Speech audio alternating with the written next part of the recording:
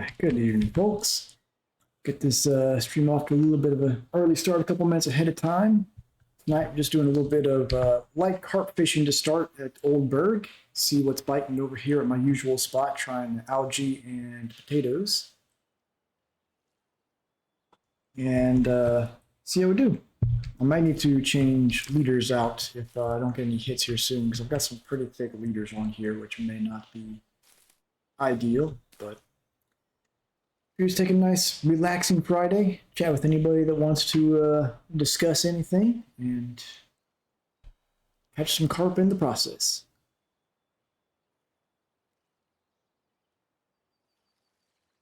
I haven't seen a whole lot of news going on with RF4. Seems like the things have kind of died down from the initial boom of players that joined or came back for the Norwegian Sea release. It seems like it's kind of tapered off a little bit, which is to be expected. It's kind of the problem with an online game like this. Once you release new content, people come back or join in, check out the new content once they've had their fill of that. If they're already satiated on the old content, they have no reason to stick around, which is why they really need to probably focus on doing some updates to old areas, adding some new fish species or something like that to retain players longer, but it is what it is.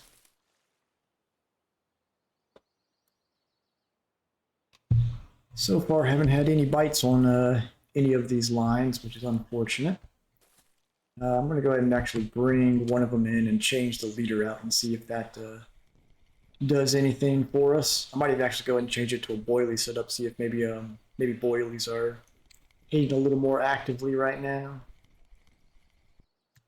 Let's see, so we'll change it to a snowman rig with a nice silt leader. And this leader is fine for that. Size 4 is fine. And let's throw some coconut and fruit flavors on here. Let's actually do artificial corn pellets with some cocoa and cream corn and some cocoa nectar dip. Unfortunately, I do not have PVA unlocked yet. Let's see how this does.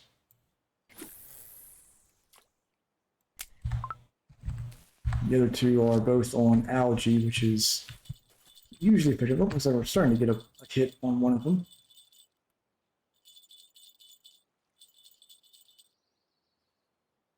This is also a problem I've seen lately with carp, is that they will nibble for a long time before actually biting on it, which is kind of frustrating.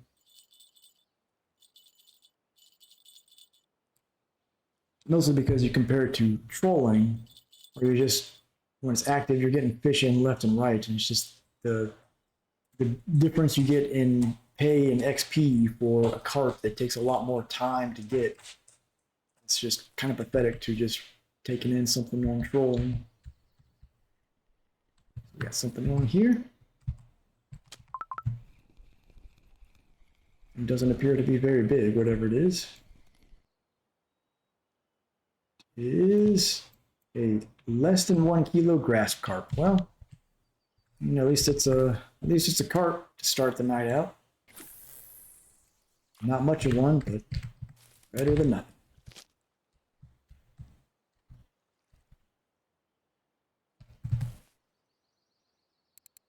It's just been dead even in end game. I haven't seen people chatting much lately.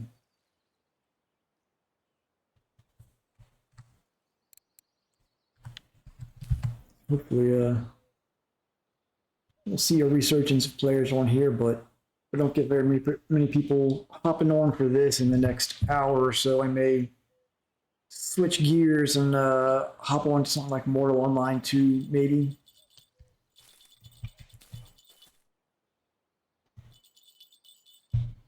I'm pretty open to any game at this point, but mostly just here to chat with everyone and play the games they want to see. So it looks like the boilie line may have something on it. Definitely got something on here. Looks like we've got a crucian. Not a terrible size for a crucian carp, but trying to get mostly grass, black, and common carp.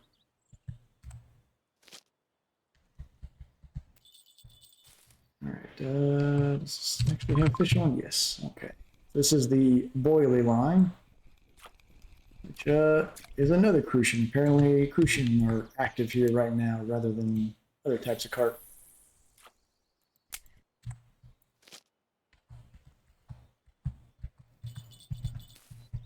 I haven't had any hits on this line. Let me check what I've got on here. I've got a berserk. This leader may be an issue. I'll try swapping that out. Hear any odd noise in the background? One of my cats is throwing a fit about something right now.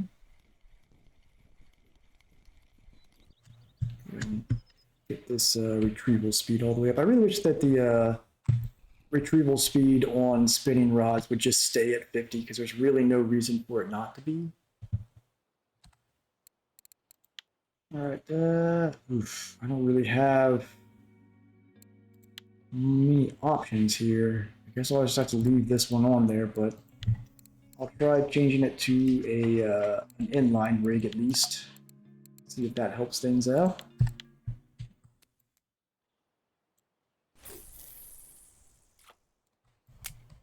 Anybody fished at Oldberg the last couple of days? Know of any particularly hot spots or hot baits this week?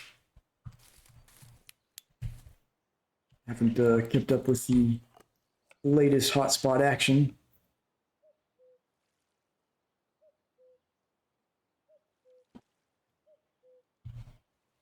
I think that's just the wind blowing this line. Make sure. Yeah. Might as well gather some bait while wait for some fish to hit. Bloodworm.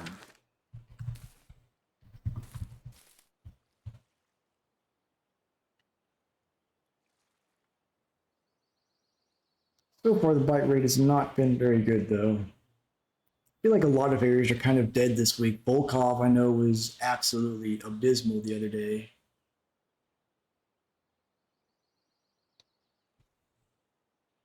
But that's how it goes. Some weeks things are active, some weeks things aren't.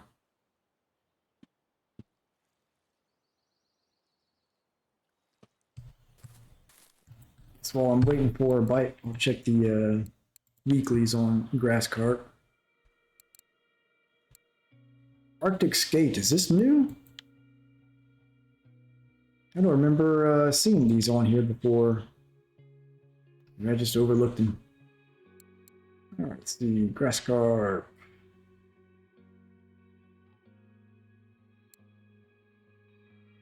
Go. Bear Lake on, it's like cocos and cream we're using. Banana, pineapple. Well, we've got cocos and fruit on here, so hopefully it's close enough.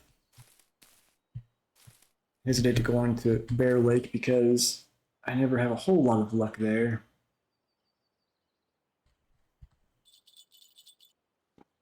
And there's no cafe, which is always unfortunate.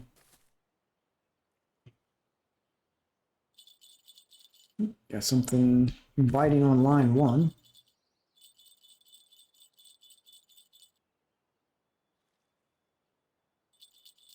And I just needs to take the hook.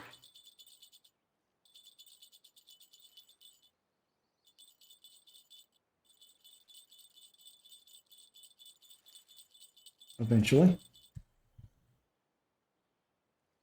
This has been my biggest issue lately is it feels like fish are taking a lot longer to actually take the hook than normal. Got something of decent size on here. Nothing huge, but it might be a, is it a grass carp? Yeah, so it's probably about a 6 or 7 kilo, I imagine.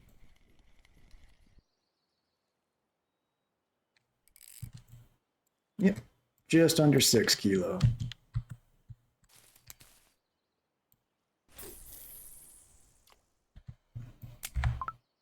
Hopefully nighttime will be a little more active than the day's been.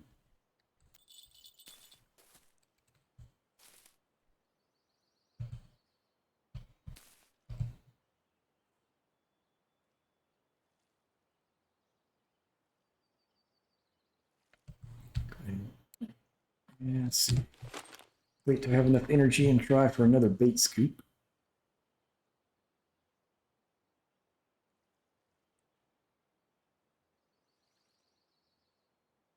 Looks like we got something going for line one again. So it seems like they're preferring inline rigs over bottom rigs and snowman rigs right now.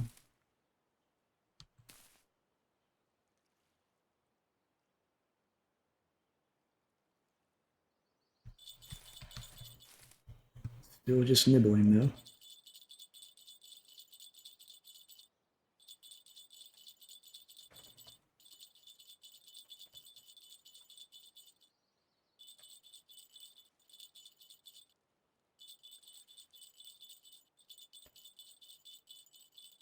Come on, fish.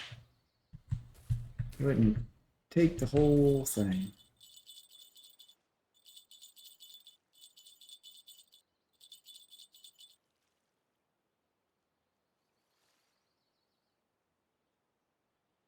Come on.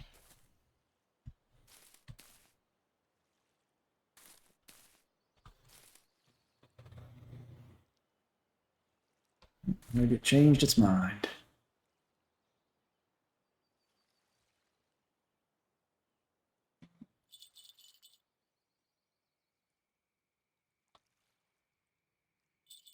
There we go.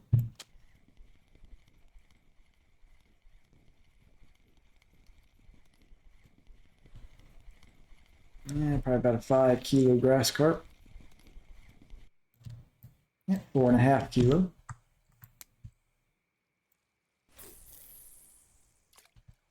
Right in the reeds there. All right, so since inline rig seems to be doing a little better, I'm gonna go ahead and switch my second line to an inline rig as well.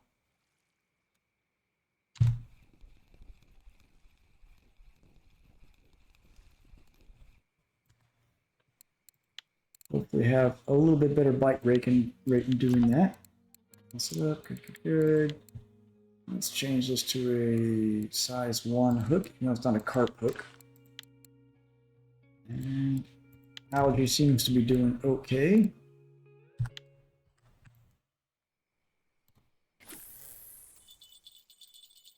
And cast way too far there. Bring that in a bit. There we go. Kind of surprised that that snowman setup is not having a better bite rate. Got a tiny fish on. It's probably an under 1 kilo grass carp. And just barely over a kilo. At least they're biting though. Better than those nights where nothing's hitting at all.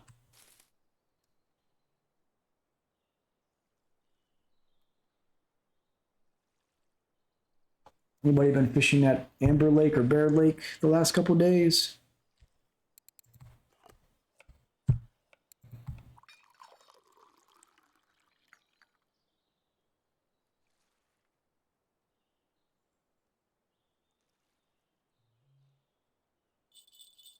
Yeah, it definitely seems like the inline rig was a better option than the basic bottom rig. Ooh, might have something of decent size on this one. Maybe. Yeah, it's probably still only 9 kilos at best.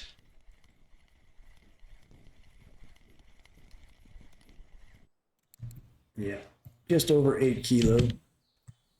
Just to be worth a few silver at least.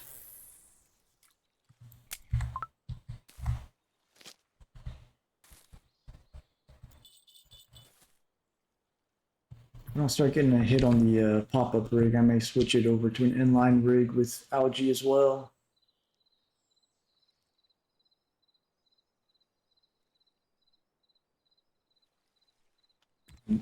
Snag some more bait while I'm at it. Another piece of algae. That's not too shabby.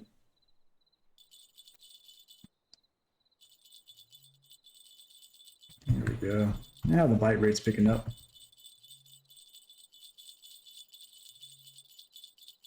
Which one's gonna go first? This one. Alright. Another, that looks like a gibble carp. Yep. Hey, a bottom fishing game. That's alright. I'll take that any day.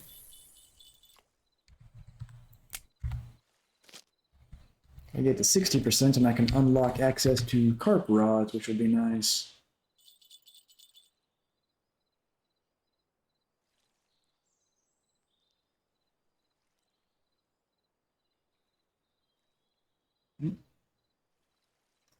Whatever was biting on this one just changed its mind.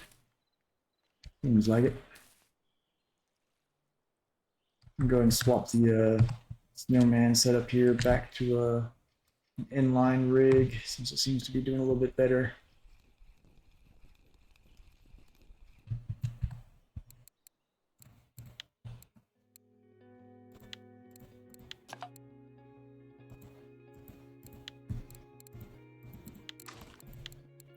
Carp bait on. That's fine, that's fine. We'll throw algae out on it as well.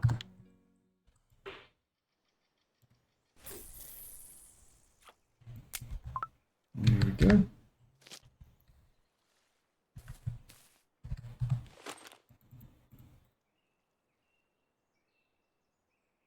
We've got a mayfly larva in there, not too bad. Hopefully we can get at least one carp over 10 kilo here. Nice.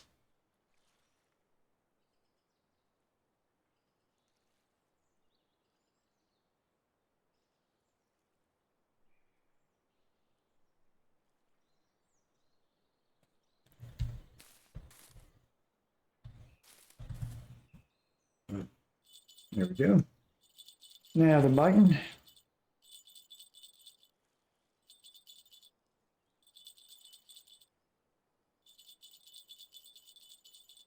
Not biting very hard, but biting at least.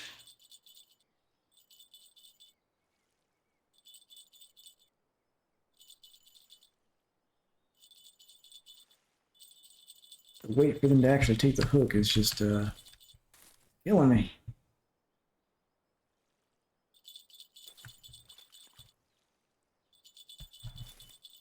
Bunch of non-committal fish out here.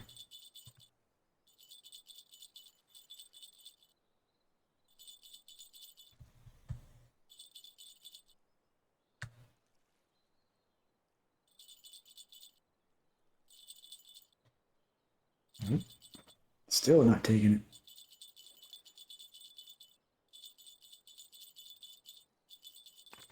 Tonight's tea brew is a Bavarian wild berry Lipton brand. Very tasty.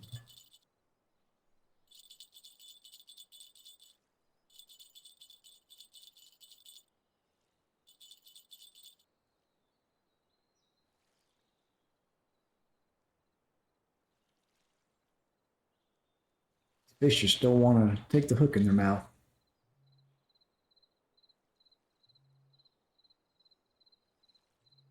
I guess that one changed its mind as well. Okay. Gather some more bait. There's some bloodworm.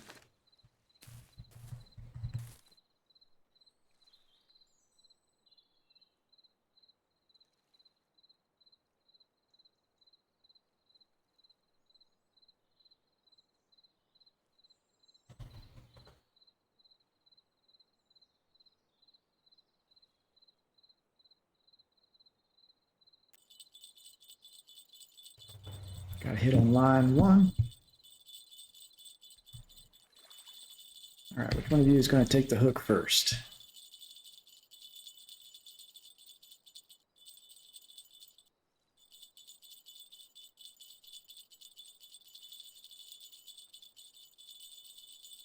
One of you's got to do it.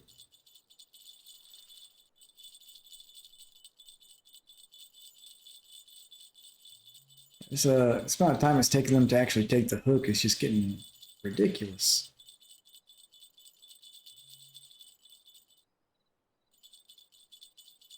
There we go. Nothing big, but at least I finally took the hook. And it's another tench, it looks like, actually. That's a pretty decent tench. Here there'll be the, sometimes there's a cafe order for 2 tench over 800 grams. That's pretty profitable. Maybe that'll be up tonight. And catch one more tench like that, we'll be good to go.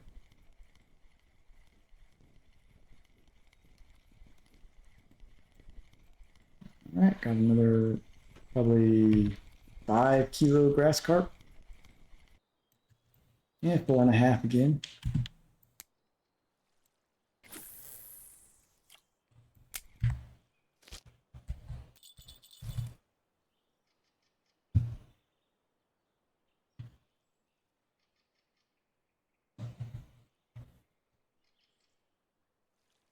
Overall, not a very good bite rate so far.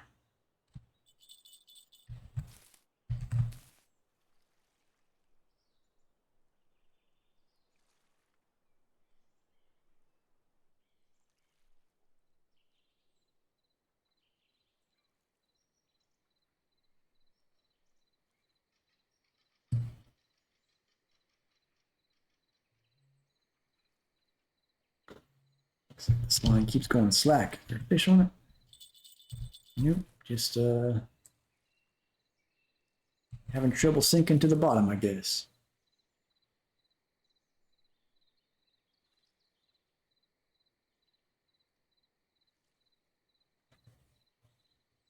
Let's do it again. Weird.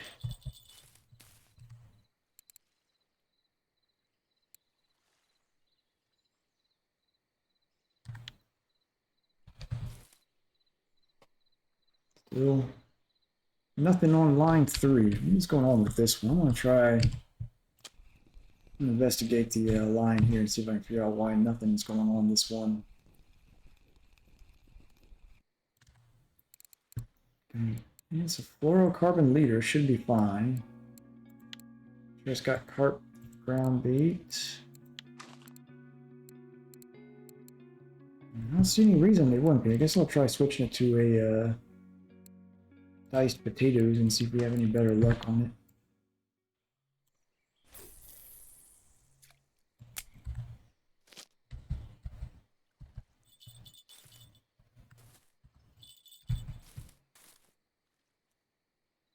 Quiet Friday night. Don't seem like my my usual chatters are around today.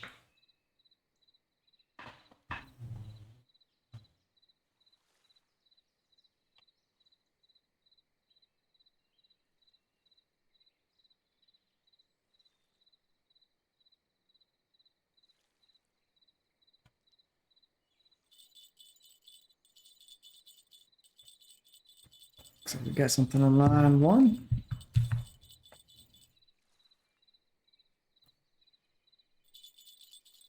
There we go.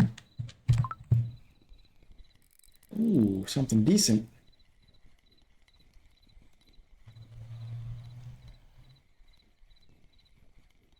Yeah, probably about another 4.5 kilo grass carp.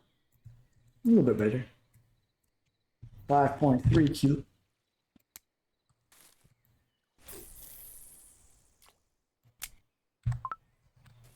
No big carp though.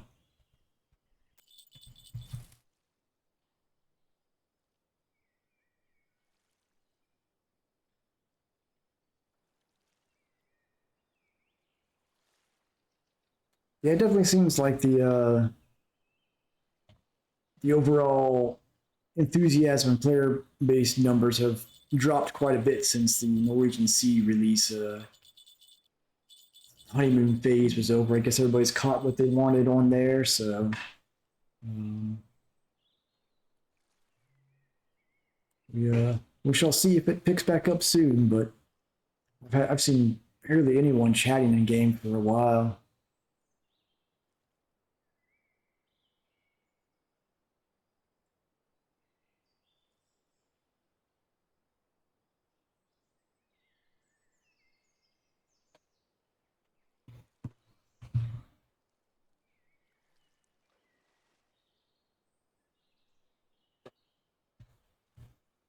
which is a shame.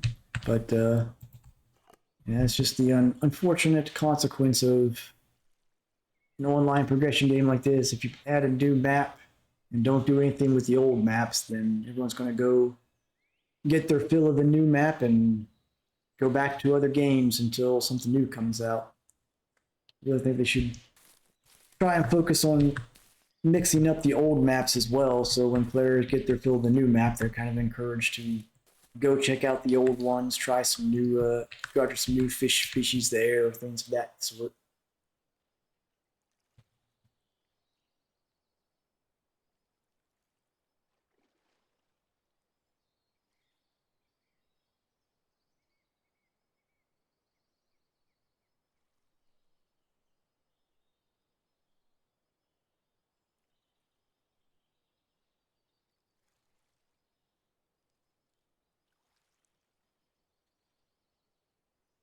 This bite rate has been pretty pathetic, though, especially for the size fish being caught. This is bad. It's not been a very fruitful week for me on fishing. Volkov was dead the other night. Oldberg was dead on my earlier trip.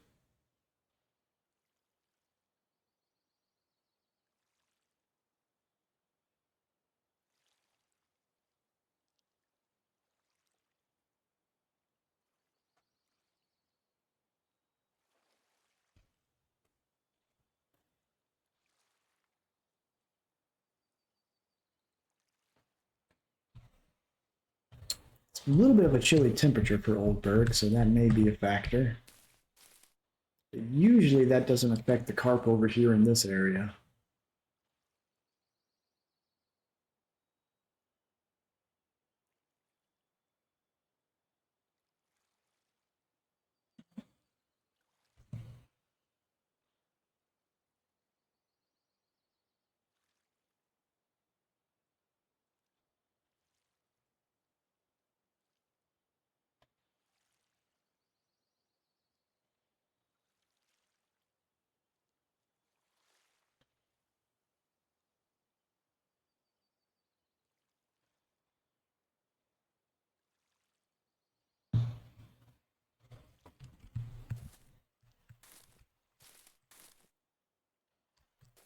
Well, since this area has not been too active, I'm gonna actually let's reel this fish in. I'm gonna actually go try the cove in the southeast. I haven't been there in a long time.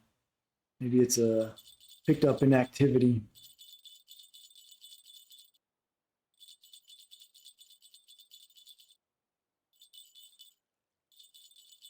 Come on, fish, take the hook.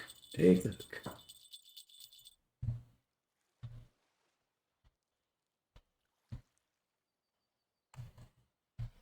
Hmm.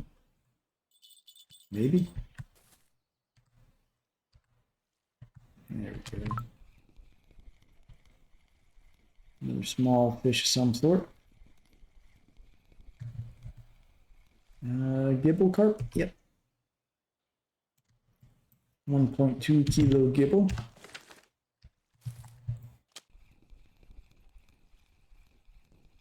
So I'm gonna go ahead and pack up and go over to the cove in the southeast and see if things are hitting a little more actively there.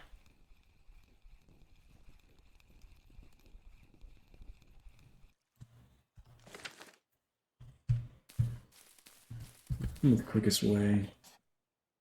Yeah, first way, just take the bridge and go across the center of the island.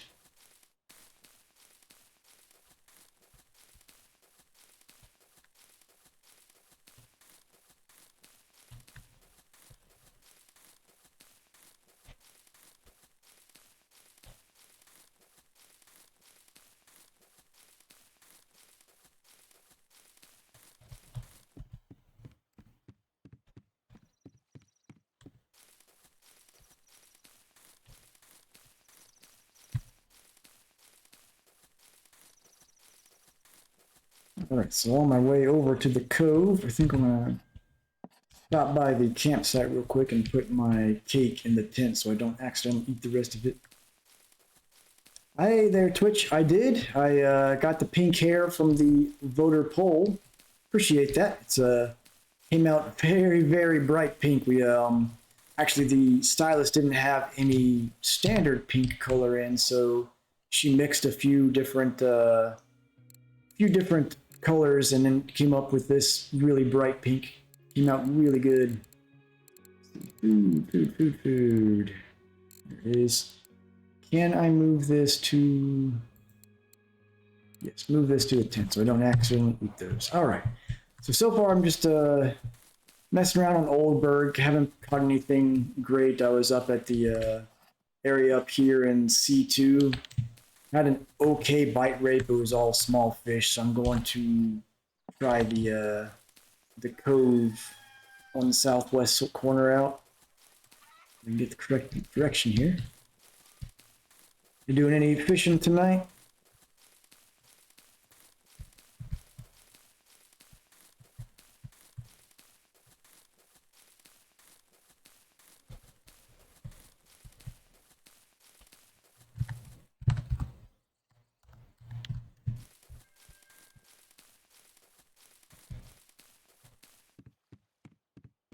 Seems like the I've noticed in game it's been fairly quiet for the last week or so. It seems like between finished your fishing for the night, did you catch anything good?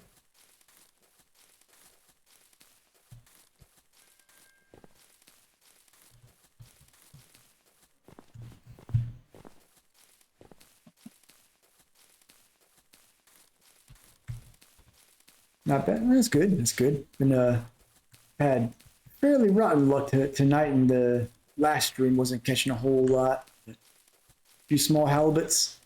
Yeah, I was mentioning earlier. It seems like the I've noticed a lot less people active in chat in game and stuff. So it seems like between summer ramping up and everybody doing their summer things and the newness of the Norwegian Sea wearing off, seems like a lot of bit of a drop in player base for now. Got a 35 and 55 kilo. I bet that 55 was a pretty decent fight.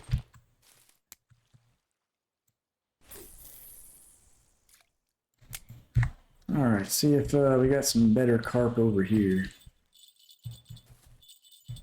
Yeah, so far all I've caught is just this, and yeah, biggest one is this 8.3 kilo carp, grass carp. Not a spectacular bite rate over where I was. Hopefully this area is a little bit better. 60 kiloliter. Whew, that's playing with fire there, isn't it?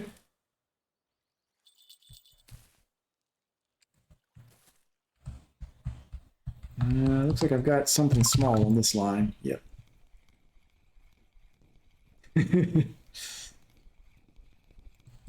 What do we got here? Tiny grass? Nope, looks like a gibble carp. Yep, little half kilo gibble carp.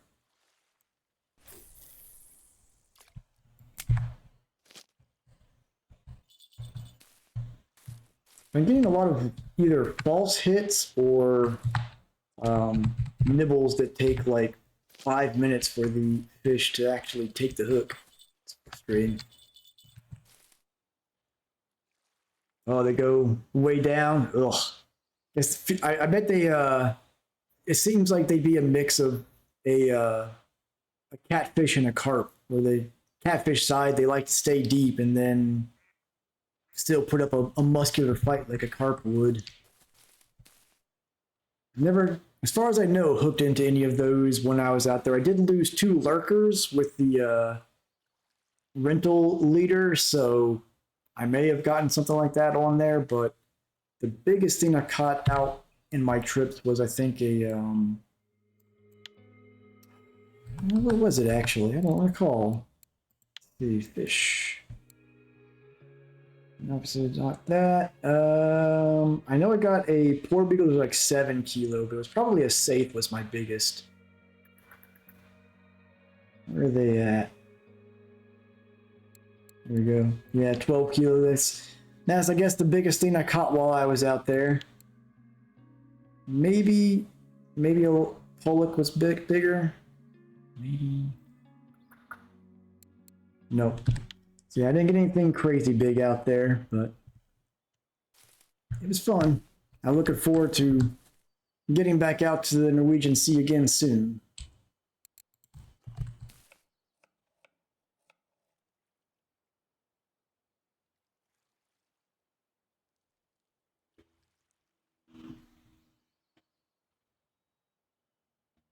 Absolutely. It's the thing about I like about this is that there is enough to even on the early maps. There's such a wide variety of fish that if you have to if you're grinding your way through, there's also like the effective measures of say going after bream, but it's fun enough to just relax and try different spots and see what's biting, and you're not too worried about leveling up super fast. Oh, it's all good. It's been a I think everybody's probably between getting on their summer vacation trips and stuff right now, so I think a lot of people missed the reveal stream, but that's all right.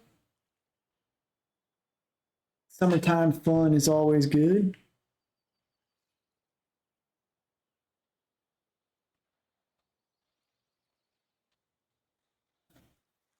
Yeah, one thing I kind of wish they did for this because as I mentioned, it seems like there's been a pretty big drop, almost a cliff face drop in player interaction in the game. Like I see almost nobody chatting in game anymore. That honeymoon phase of the Norwegian Sea is kind of worn off. I wish in releasing that they also went back and added some species to all the old bodies of water. So once players had their fill of the sea, they could go back and prolong their stay. But I feel like a lot of players came back, got the sea out of their system for a month or two, and I think I've kind of moved on to other games for the time being. So I've seen a lot of players that I was seeing here on RF4 playing like Fisher Online and Ultimate Fishing Simulator stuff like that. So unfortunately, I think we've seen a lot of players get their sea fill and leave. But I guess that's also why I try to.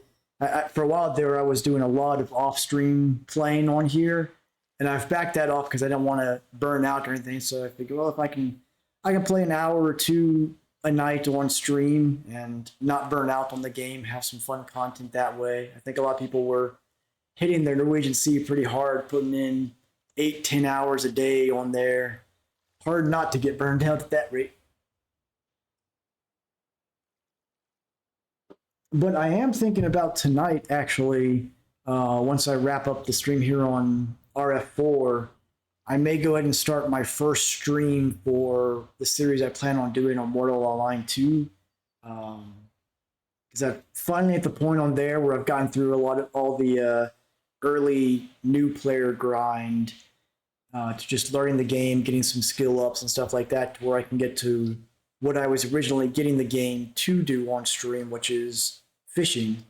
So I might go ahead and do an initial stream of that after this, just to make sure that the I've got my settings on there to where it streams well with a good picture and not any lag or anything like that, and go ahead and start doing a little bit of fishing on there. Yeah, you played the first MO one. Yeah, it was it's very much a direct sequel. It's the same content, everything as that. I unfortunately, when I tried Mortal Online one, I played after it more or less was dead, so it kind of didn't have a lot to do. But I was a huge Ultima Online player, and Mortal Online is very much designed. Even the lead designer Henrik says his whole vision for the game is based on his time of in Ultima Online. But it's actually got for an MMO, especially like a PvP focused MMO. It has a pretty decent fishing system, like as far as you got hook sizes that matter and baits, all sorts of baits to matter and stuff like that, and your depth. So I kind of just want to do a video series of playing a PVE noob in a PvP game, just trying to fish. Now, I fully expect to get jumped and murdered constantly, but it'll be fun. I think it'll be something entertaining to do. Yeah, I played. I was big into Ultima Online back in the day.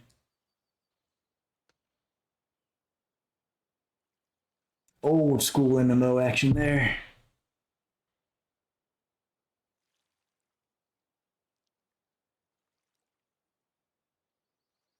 But it should be a pretty fun little series. I got my character's going to do taming as well, so I can have some critters around me to try and protect me from rapid murders and wildlife, at least. Oh yeah, man, the old like original UO when it was still fully open PvP. The old you walk out of the town, you're probably gonna die. One of the most fun I had on that game was actually after they made like the PvE shards, they had the full PvP server, Siege Perilous, and because that one was open PvP everywhere, essentially everyone had hiding and sneaking mastered. And so when they were in town, they'd always be sneaking to use the bank and stuff like that. So what I made was a character that had was built around tracking and hiding, finding hidden characters and some ninjutsu, so I can move faster while sneaking.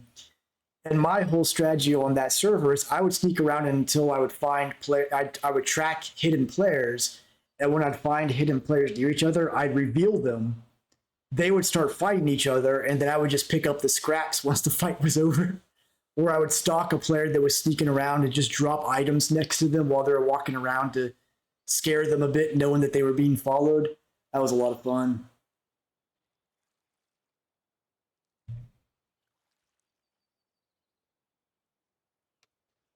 A lot of great systems in UO.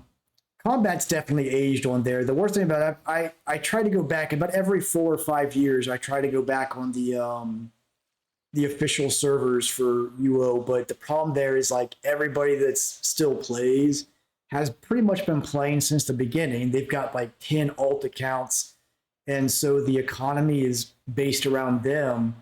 Where if you want anything that to get a foothold in the game, you're looking at having to spend like 100 million gold. So unfortunately, it just hasn't stuck. But it was is still a great game, but not very approachable if you haven't stuck with it the whole time, unfortunately. And also, I always get a little bit heartbroken because I had a really good house on there full of a lot of really rare, unique stuff from events and things of that sort. But when I left the game for a few years, it went into demo mode, so all that stuff is gone. So it's kind of hard for me to stomach getting back on, knowing I've lost all that stuff.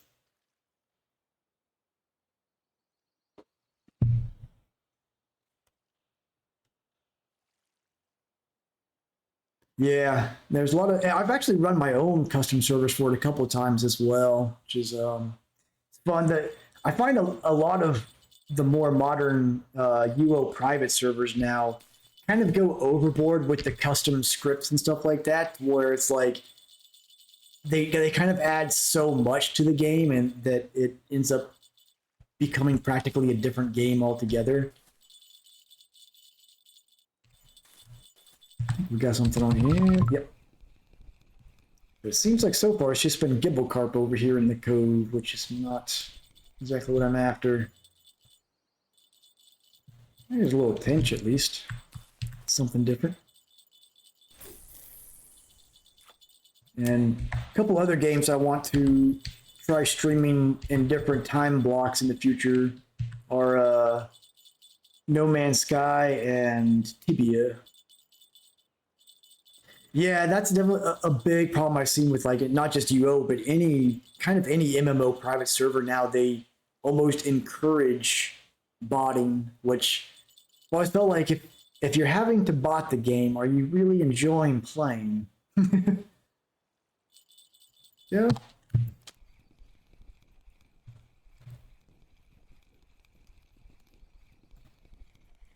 Yeah, I mean, I guess for some things, like I know, hey, a black carp, this tiniest black carp I can imagine, kind of a letdown. Um, yeah, so that aspect of it is cool, like building your own scripts and stuff like that.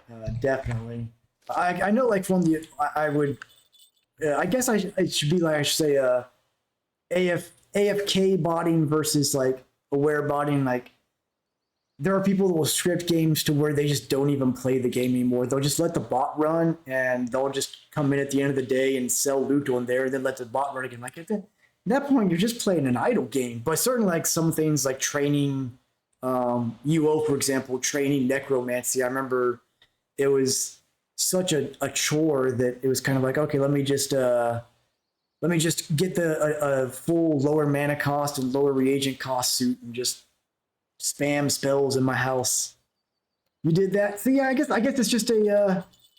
it's just a different viewpoint. I feel like for a game, if I'm going to invest the my effort into a game, I want to have as much active time in it as possible. But I can see people like I know like they're the actual idle games on mobile and stuff. I certainly had some fun with those, so I can see the appeal of it.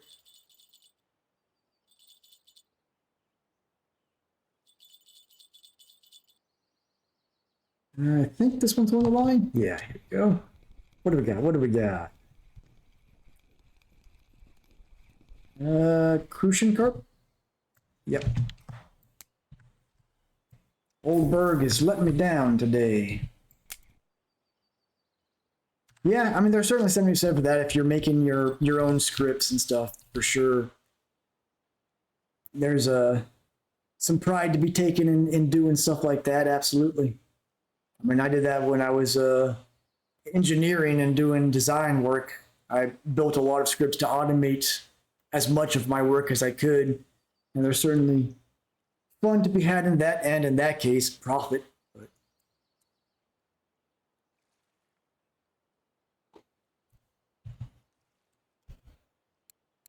yeah, I'm trying to get into No Man's Sky because I want to try doing some streams of it, doing their, I guess, kind of like leagues or seasons in other games. They have their like content events. Try to do some stuff like that, but no, honesty, I've played. There's another game called Empyrean, which, in my opinion, is a better No Man's Sky. Um, but trying to give No Man's Sky a fair shake.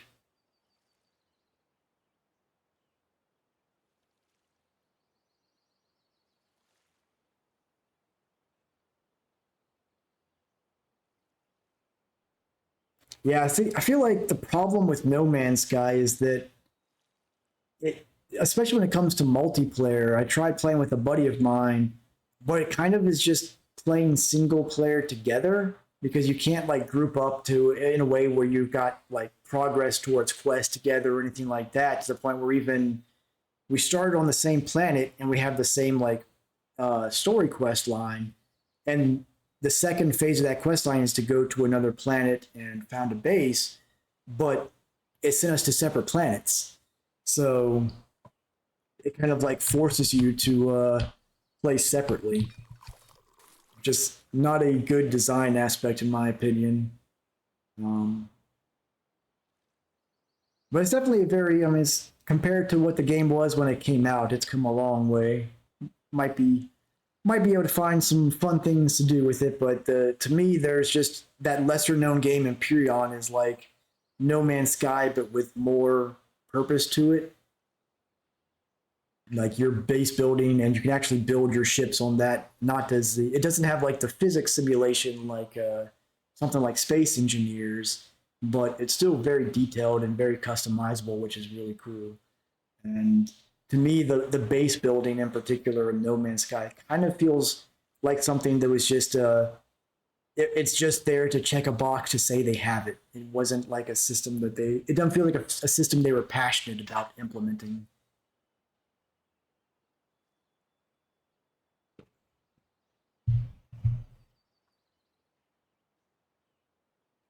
Yeah, I remember when that game first came out. It was just not quite as a disaster as I still think the best turnaround in gaming history is Final Fantasy 14. That was an absolute disaster when when it came out, and now it I think it's actually beaten WoW in player size and subscriptions. They really turned that game around. I played it for through the first two expansions. I haven't gone back to it. I wouldn't mind going back to it at some point for the storylines, but the regular MMO playstyle. I was actually at dinner with some friends and I was talking about this because they're talking about getting back into Elder Scrolls Online. The traditional MMO style just doesn't appeal to me more, where like it has all these built-in systems that pressure you to get on each day, even if it's just for a few minutes, where it's like, well, where if you don't get on today and do this daily task, you're going to fall behind. And I guess nowadays I don't want to log into a game because I have to. I want to log in because I want to. And so the traditional MMO style just doesn't appeal to me anymore. Yeah, it's they've just gotten so predatory with that. It's like if you don't log in, you're gonna miss out on this. And I just doesn't appeal to me. Yeah, there's definitely the everything is there things don't happen organically anymore.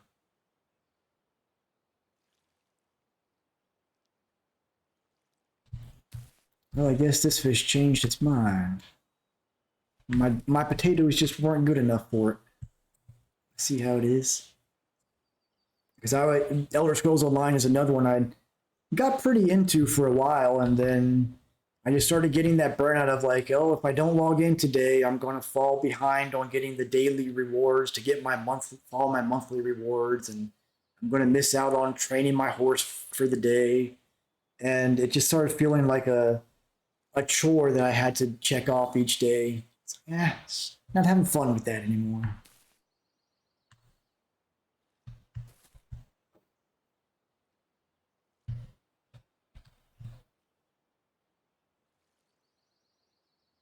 What is going on here? These fish keep biting like one or two times and then changing their mind.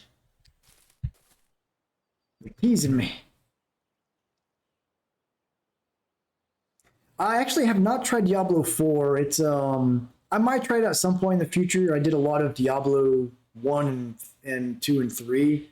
But when it comes to the that genre now, Path of Exile has kind of spoiled me because I love character and build customization, and Path of Exile is just so deep that nothing really compares to it. So when I get the itch for hack and slash loot fest, I kind of just lean towards Path of Exile instead. But I am at least interested in the storyline for Diablo 4. Because I do like the stories of that game, especially like Diablo 3, everything with Malthael and whatnot was pretty cool. I just being an old school gamer, I really like having a lot of control over my character builds and customization, and Path of Exile just blows the competition out of the way in that.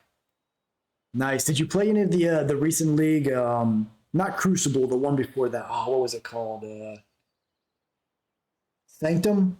They had basically added like a roguelike mechanic to it. That was really cool that they did. And the storyline for Path of Exile is pretty neat too. It's a lot of people skip over it, but it's pretty good. Yeah, it was a neat mechanic. I typically play on the just the standard league because I'm not hardcore into like the season ladders and stuff like that. So I kind of just hop on there and play for a couple weeks, play my different builds, see what I can get. But definitely, like I just love the level of customization in your builds on that game, and it's kind of spoiled that whole genre for me.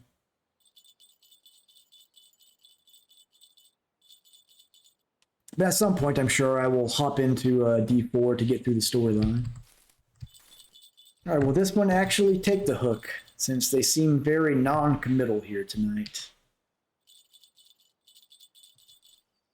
Yeah, love build variety, which that's another aspect of like traditional MMOs right now, is that they've strayed further and further away from build variety and customization to make everything more and more cookie cutter, to where this one changed. Man, what is going on here? I don't know why the fish tonight are just nibbling and letting go. This is unusual.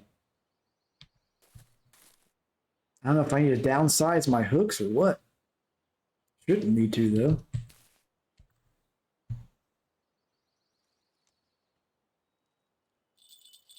All right, will this one take? Maybe, if we're lucky.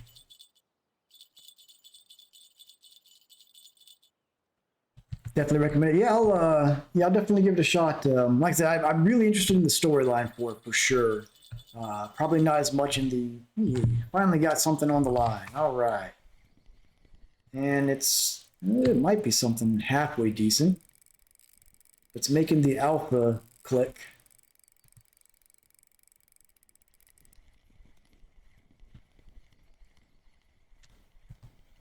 Can I get this thing on the top of the water? Grass carp? Yep. I'm gonna guess 4.5 kilo. Oh, bigger than I thought. 6 kilo. Well, that's something. If I can get a few more of those, I might actually make some silver tonight. Yeah, this spot, it's spotty. Sometimes it's pretty active right here, just off the shoreline, is usually really good for bleak. And out in the stumps out there, I can usually get bream and rough. For carp, it's a hit or miss spot. Like some days I can get pretty good carp here. Other days, nothing's really biting. But it's not as consistently active as the spot up here and at C2. But since neither of those have been giving me large fish today, I figured I'd give it a spot. Haven't been here in weeks, so far it hasn't really panned out, but that's okay. It's Friday night. I'm having more fun chatting. Yeah, C2 is my preferred spot most of the time, especially because it's got a wide variety because you can get rough and bream out in the deeper spot, and then bleak right up at the shoreline, sometimes eel. Yeah, that is a good point. Like if you get a really large carp on here, you can kind of stop it at the bridge and keep it from spooling you or taking you all around the lake. It is an upside. So what's your preferred class on Diablo 4? Hey, welcome Spyware. Welcome from Germany. Got actually a few German viewers that hop in here now and then. You a fellow Russian Fishing 4 player?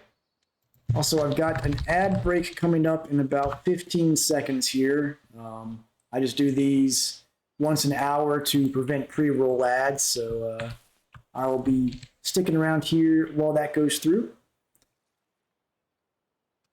And welcome to the stream.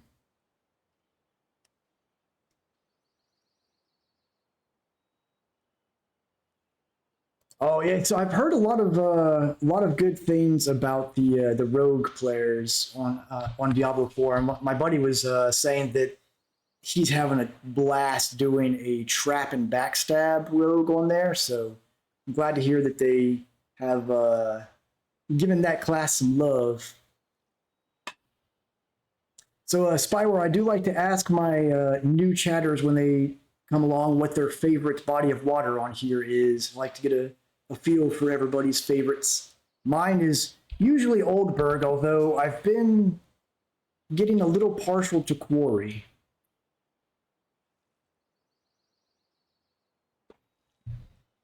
Yeah, in Diablo 4 or Diablo 3, my preferred class was a monk. Did I believe it was the 7-fist build, attack that where you kind of like teleport all over the place and pummel the enemy. Fun times for sure. Well, if you have a favorite spot on Oldberg, my favorite spot here is this one, but I like to just get the get an idea of what everybody's favorite lake or river is in general. Most people, of course, are now the Norwegian Seas their favorite, which is do we have something on here? My bottom fishing percentage is 54.3. Almost have casting control power unlocked. Woo! One day I'll get carp rods. But yeah, I've actually, since I've tried a new strategy on Quarry Lake where I have one bottom rod on the island getting burbot, and then I'm trolling the rest of the time, I've actually been enjoying that a lot. There's a crucial carp. Yep, sorry about that. It's yeah, I just like to find out what people's favorite lake or river or general fishing hole in the game is. Volkov's been my most profitable by far, and has given me my most extreme catch with a 51, almost 51 kilo catfish out there. Out of the Norwegian Sea, you enjoying the deep sea fishing out there? Okay, got a little bit of a snag on here. Yeah.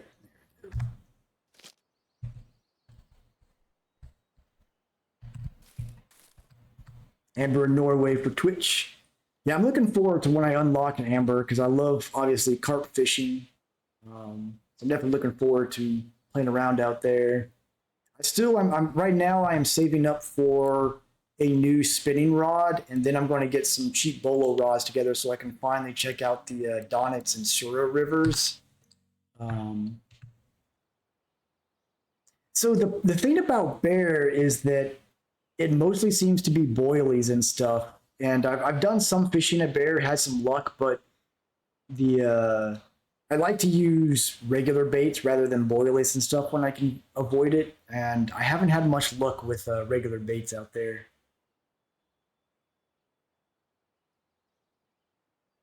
Oh, no worries. Yeah, Norwegian Sea is the new one. So level 26, that's going to be the archipelago probably. Nope, that's okay. So Amber Lake or Ladoga Lake. I bet this. So one of these two, Ladoga or Amber. Which I obviously Amber people love. I haven't heard. I know a lot of people love the archipelago. I don't hear a lot of people talk about Ladoga Lake.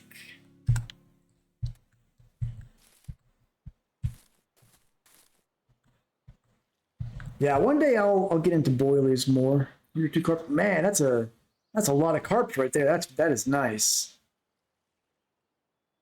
Yeah, I love carp fishing. Trolling is fun, but it's to me with trolling, it kind of gets to the point where you're just reeling in fish left and right so much that I end up wishing for some of those big carp fights instead. Nice. Yeah, salmon are fun fights for sure. I've got a video from a few weeks ago where I caught it's actually the currently the third place record for the US region on catfish at Volkov. It was an hour-long fight. Ooh, nice, 21 kilos. I bet that was a good fight right there.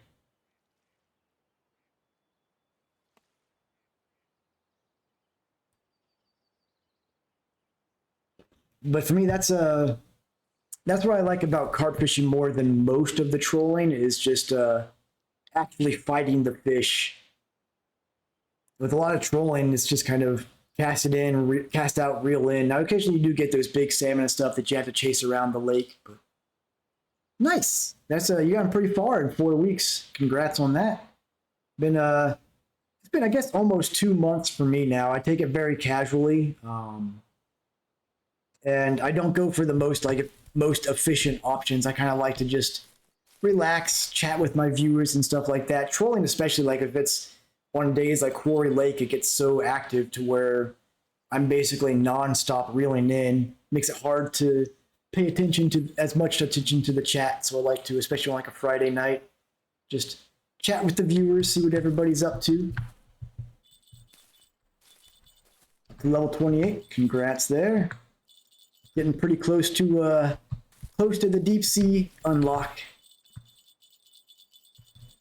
I'm looking forward to getting back out to the Norway deep sea fishing.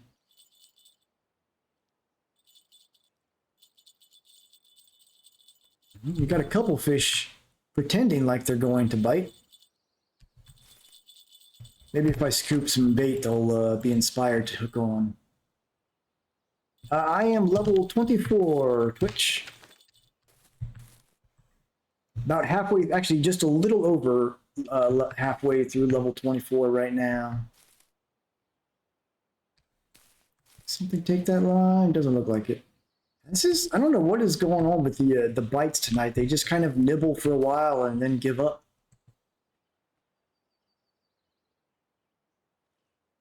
Yeah, I've been to every lake I've unlocked so far, plus the 2 sea trips, except for the 2 rivers, because I know both of these are, especially the Donnets, are really popular for float fishing.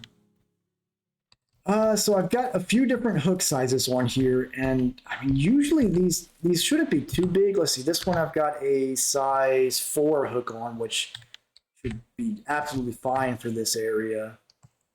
I've got a size 1 on this one, so this one may be a bit big. I may actually go ahead and downsize that one.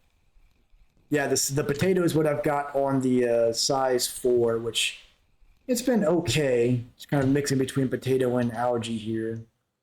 But I am going to go ahead and change this to a size... let's go with a size 6 hook. It's not a great hook, but maybe it'll have a little bit better bite rate. And then I think the other one is also a size 1, but it's a berserk hook, so it should be pretty good. Let's see. Yeah, this is a size 1. I think it's just, I think this spot's just kind of dead right now, but that's okay. I'm not too concerned if the bite rate's a little low. It just gives me more time to relax and chat. So it is what it is. Looks like I need to have a little cucumber action though. I was trying, I don't have banana boilies, but I have cocoa and fruit and cocos and cream. And I was trying those earlier. I got 1 grass carp on, didn't too much. I can go and try it again. So the main reason I don't like boilies as much, there's actually 2 reasons. One, there's no way to craft them, which I think is, I really like that this game has crafting, which other fishing simulators don't. So I like to embrace both crafting and or collecting my own bait just because of that aspect. And also because they get kind of expensive. And right now, while I'm trying to upgrade my rods and stuff like that, I'm trying to use cheap baits as much as I can. When you get like a full boilie setup, it gets pretty pricey. So I'm gonna put let's try, let's do artificial corn. There's some cocos and cream with some cocoa nectar on here. See what we can get out of that. But that's the main 2 reasons I'm not as fond of the boilie setups over natural baits. Yeah, it's there's so many different aspects to it between you gotta have the dip, you gotta have the pop up, you gotta have the boilies, sometimes you gotta have the corn. There's all the different flavors. So if you want to have a full variety, like if you're just going by what's active this week, like I know this week bananas and cocoa are the most active. So if you're just like going for efficiency, you can just target what they're doing that week.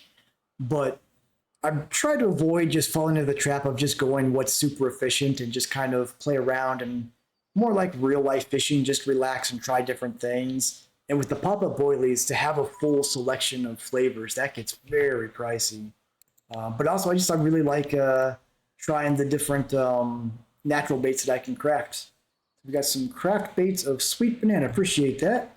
I'll give that a try. Swap this out.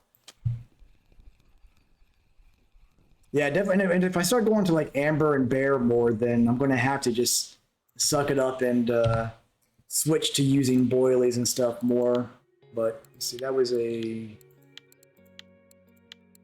guess I need to go to, was that a sinking boilie, I believe? Yeah, there we go. And throw some coconuts and fruit on the top there. But it's one thing and that's kind of why, I mean, I guess with marine fishing, there's a little, you can do like the rubber baits, which is nice, and you can do the fillets. But I feel like they really need to double down on the stuff you can do with crafting, because it's just it's so unique to RF4 compared to the competition. Thanks again. I'll update my tackle for that as well, just to get the full banana exposure on here. Yeah, the ground bait skill, getting that in for the feeders and stuff like that as well. And same with like float fishing, you can do all the bait harvesting type things. So I don't know, there's something about the crafting aspect that just really appeals to me. And then we got the dip here. Appreciate all that. Thanks, spyware. I'll put all those to use. Let's see, so we got the banana strike. What was the, is that a pop-up on the second one? Yeah, what was that? What did I miss here?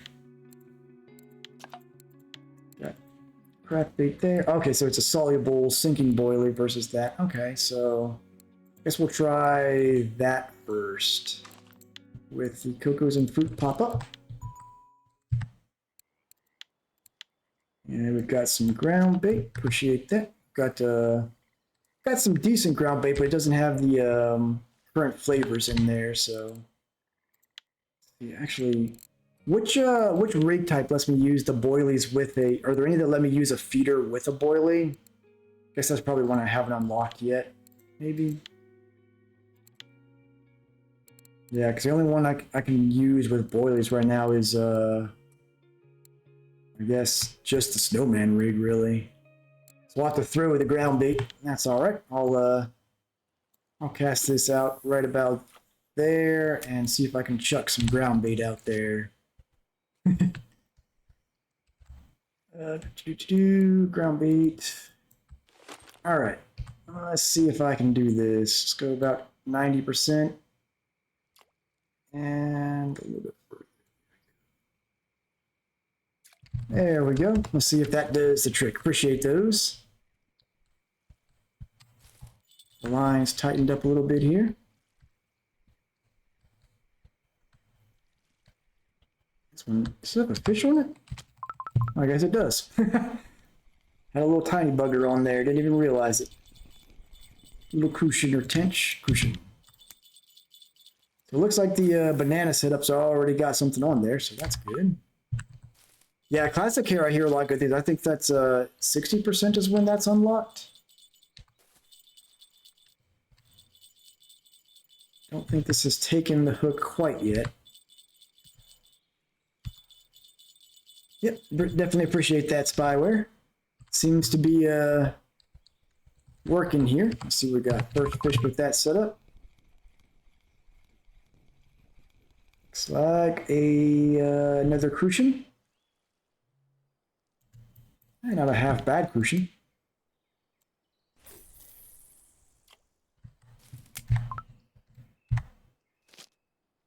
There we go. Yeah, that's one thing I also want to look forward to on here is eventually doing the lure crafting for spin fishing. There's I guess being a traditional old school MMO player, I just love elements where I can craft my own stuff. So that for me is part of why I'm not as big a fan of pop-ups and boilies, but I know they're definitely generally more efficient bait. Although one thing that's weird is cubed cheese. I feel like it's cheaper to just buy cubed cheese bait than it is to go to get the cheese at Quarry and craft it. Which is odd. Yeah, with lures, I know, especially the training. I guess the main thing to do with training on that is just to save up and get all the materials you need, and then just do a week's worth of happy hours and just spam through it during those happy hours. Ah, some tea. The tea and cucumbers are the snack of champions here. Appreciate that. And my IRL tea tonight is a Bavarian wild berry blend. Very tasty.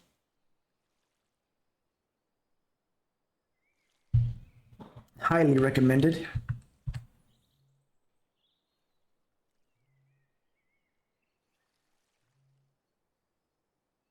I'm very much a tea enthusiast in real life. I'm always happy to give tea recommendations to fellow tea enthusiasts. Try to mix up every couple of nights on stream. I'll get a different tea blend on here to talk about. Hey gamer, Norway's dead right now. Well, get out there and wake it up. Oh yeah. All right, reminds me, we have caught a few carp tonight. I need to do the customary carp emoji. There we go. Get some carp action in here. Are you finally high enough to get all of your free Norway access, Katie? I appreciate the follow, Spyware.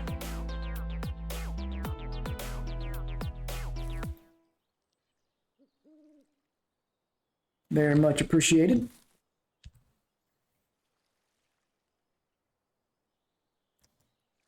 Now, Trish, if you want some really good, if you like fruit-based teas, there's a brand that's Akbar or Akbar. I'm not exactly sure which pronunciation it is, but they do these fruit tea samplers with a bunch of different flavors, and it's like liquid candy, basically. It's delicious.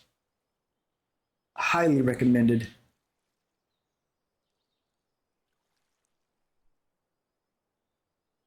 See if I can wake the fish up with a little bit of bait scooping. You do know them? Yeah, it's a very, very good fruit teas. So for green tea, there is a company, Indian company known as Vadam or Vadam. Not really sure. I'll type it in chat here. It's the company there. They make a tea sampler that's got white, black, and green teas of different blends. Very, very good. I had someone give me that as a holiday gift recently, and can't recommend it enough. They have a lot of really good blends in there. So if you like green teas, definitely consider picking one of their samplers up, because a lot of their blends are green tea based. Got a nibbler.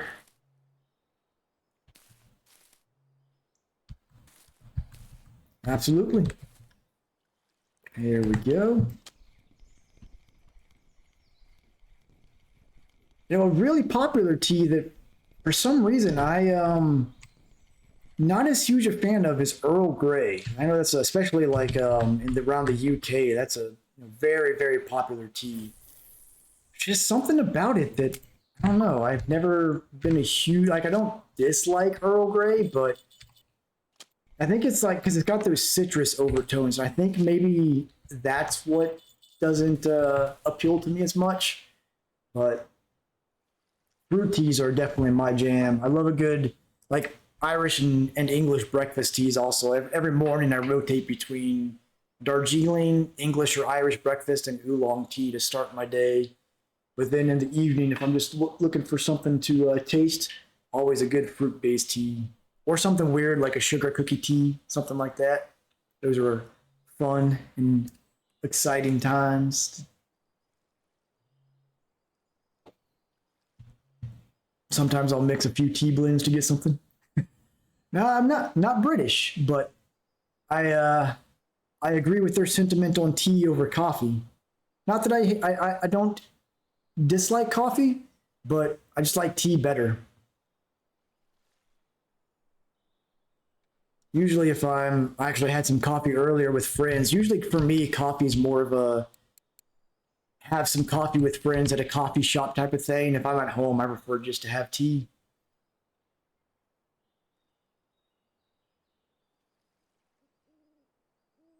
Come on, Carp, wake up. Scoop in the water here, that'll wake him up, right? At least it restocks some algae. And then there's like the spicier teas like rooibos and chai teas. Those I'm trying to get more into.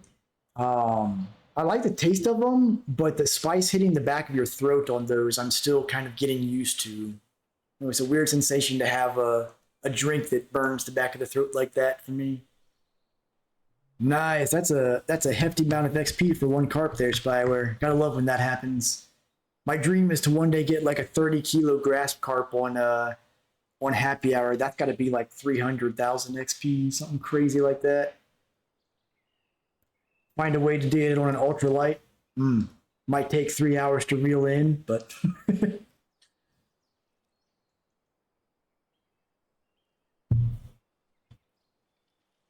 so you like any extra flavor blends in your green teas, Twitch, or just straight green tea? Yeah, that's a 30 kilo grass carp. I don't know. That'd be a fun fight. I'm sure it would take me on a full tour of Oldburg. Yeah, just straight green tea. Have you had jasmine tea? It's pretty close to green. I enjoy it a lot. 490,000. Man, that is some XP right there. There's another little gibble carp.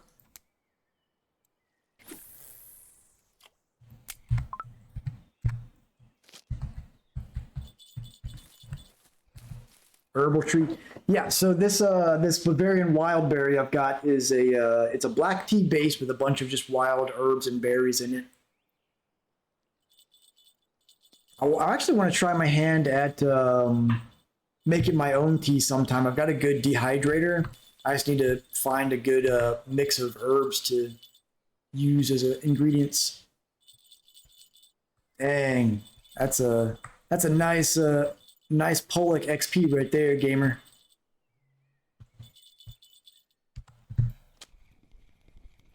That Norway XP, it's hard to beat for sure. Another Crucian.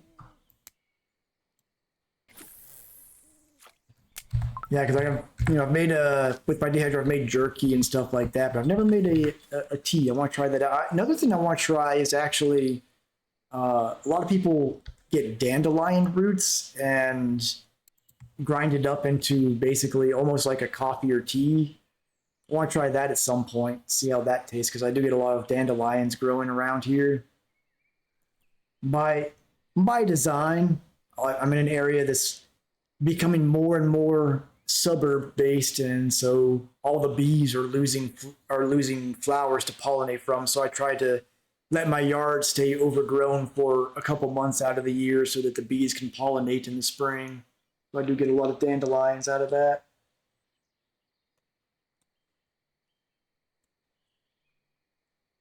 Yeah, I have heard that it is pretty bitter, but sometimes that can be good. Maybe I can just add a little bit of add some sugar to it or something like that. Maybe I'll start doing a weekly stream of home blend tea making, see how it does. Pollock is one of the deep sea fish spyware. It's I'll pull it up in my statistics here. Got a small one. I've got a few of them while I was out there. This is the pollock fish out there in the Norwegian Sea. They're pretty fun. They're kind of like the something like a quarry trout or something like that, where they're not super rare, but they give a lot of XP when you get them.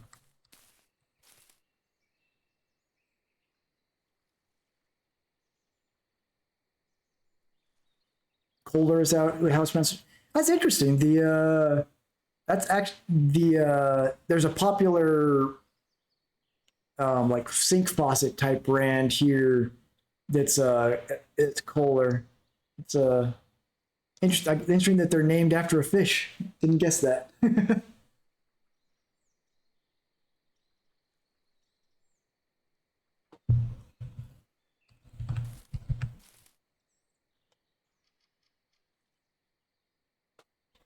there any teas that Germany's known for? I know Germany's more known for its beer varieties. Never had. I don't think I've ever had any German-based tea.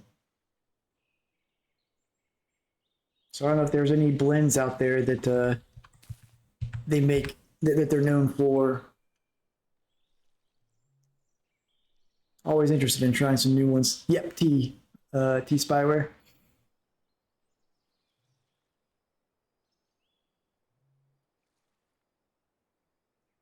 Yeah, I don't know. I've never had any German branded tea. Let's just see what they make. I've had some Swedish teas which were pretty good. Morocco has some really good mint tea.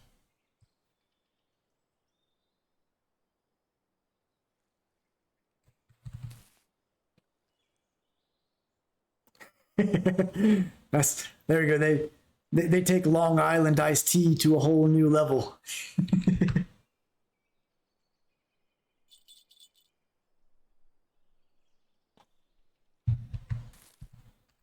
I've actually had some chocolate based tea, which was interesting. I wouldn't say I liked it, but it was interesting.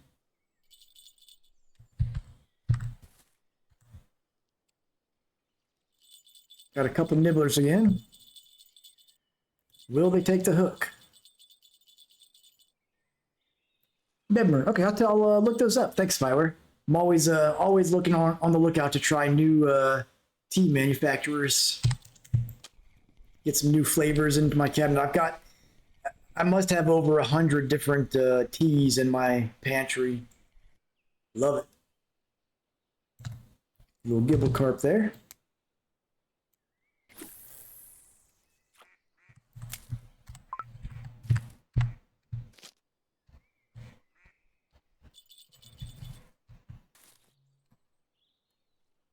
Tikani, okay. I'll check both of those out.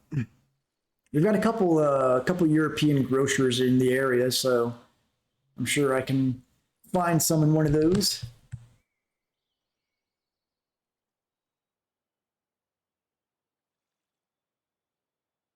I've actually got a town about an hour away from me where it was all built on like old Bavarian style architecture.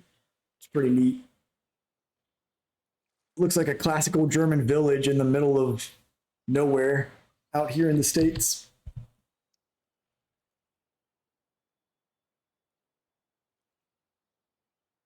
They have a lot of like big Oktoberfest there and a bunch of little German eateries.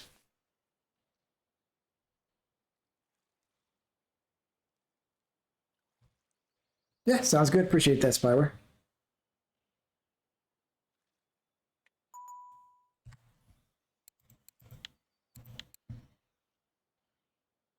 Okay, excellent. I will write that down and make a note of that. There's my pencils.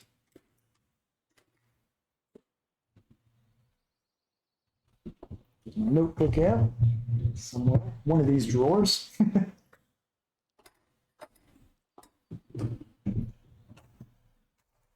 There we go.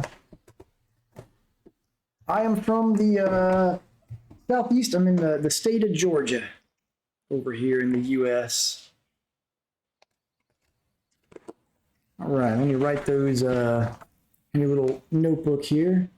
Write those two brands down. BMER and Takane. Yeah, appreciate that. Always fun chatting with, especially my international viewers. Get an idea of their food and drink customs. Always love trying new things out. Takane. All right, got those written down. So I will look those up and see if I can find a local supplier of those to check them out.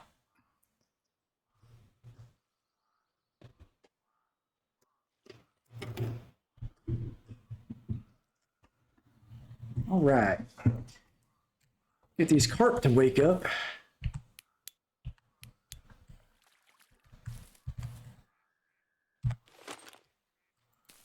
Definitely a slow night over here in the COVID Oldberg, but that's all right by me.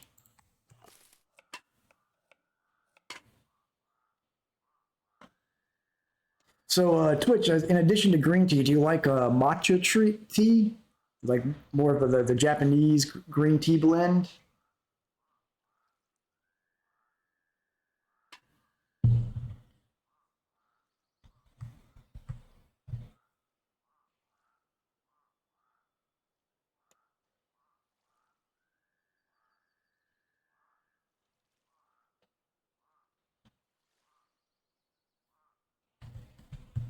I wonder if, let's see what we got. I doubt we have anything that'll work. There might be a Crucian cafe order that we'll be able to fill on these.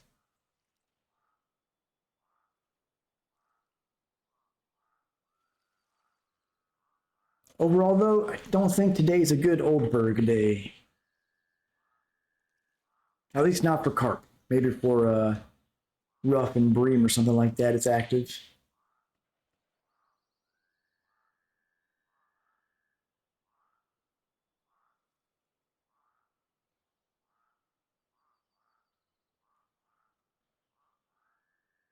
Yeah, this is about what I was having a couple days ago on stream as well. Just slow and no big fish. Volkov was doing really bad for me as well, which was unusual. Usually Volkov is kind of like 1 hour's good, 1 hour's bad. And I was out there 2 hours and not. Nighttime was good. I was trying some burbot fishing. I was doing good on burbot, but the trolling, I just got nothing. It's bad. I'm gonna go ahead and try a different spot, see if I've got a little bit better luck over by the bridge. Oh no, don't tell me I've got. Yep, I've got a snag. Let me see if I can trick it out of this. Sometimes I can get out of these.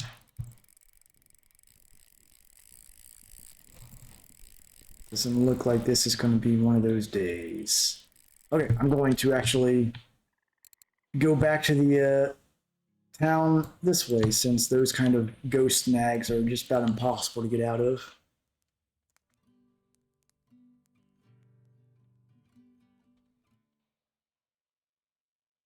That's the one system that I think they really need to focus on improving in this game is the snag system. It's almost always just a forced quit. Guess while we're here, I can see if I've got any cafe orders that can be filled. Oh, I do have something. I can definitely fill that one. Let's see, it's the smallest one I've got. You there. Go ahead and fill that. So that's 28 silver. And I can fill the Gibble Carp order. Not bad. 30 silver and some easy cafe orders. Not a bad little start there.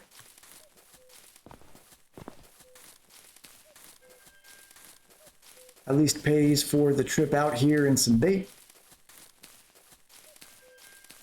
Alright, so we'll try this spot over here since it's usually a pretty good spot. Let me get some good bait on here. Alright, go ahead and set the clip to 9 meters and cast them out.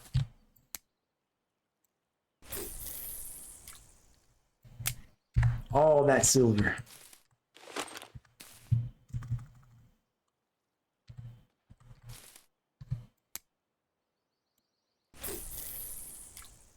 I would love a trophy tench. Although, you know, the best fish are bleak. I will stand by.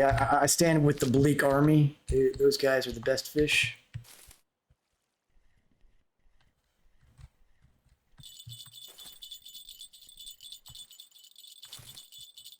Here we go. This is the trophy tench, right?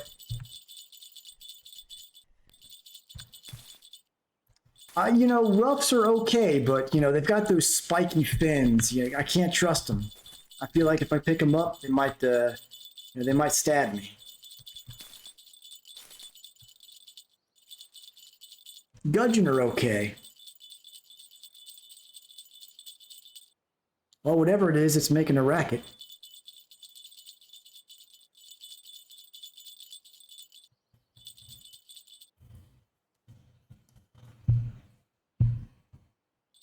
Come on.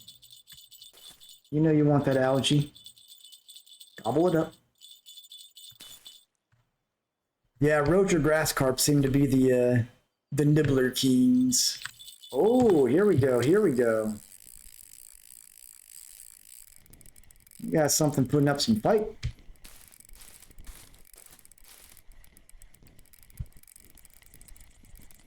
This is on the this is the HSV actually. Hey, Furious. Been a while. We got. Wow, that was. It's not as climactic as I was hoping. Let's get a look at this fish here. Okay, I'm gonna guess a 6.5 kilo grass carp. Oh, so close, so close. 6.345. It's been slow, but it's all right. I just enjoying chatting with everybody on a Friday night. Appreciate that. You doing any fishing tonight, Furious?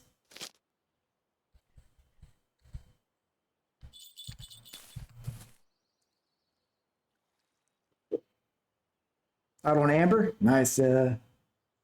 Been hearing a lot of people that Amber's been, it's been so-so, but a lot of people seem to be fishing there this week.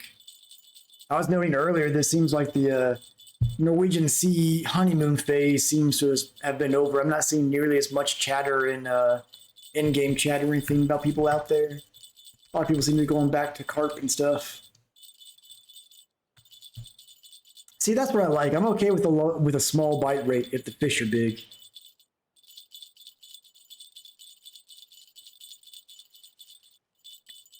Yeah, not having PVA, it's rough. I know the feeling. One day though, we'll get there. I'll be happy just unlocking carp rods at this point. All right, I'm going to catch some bait to get this fish to bite.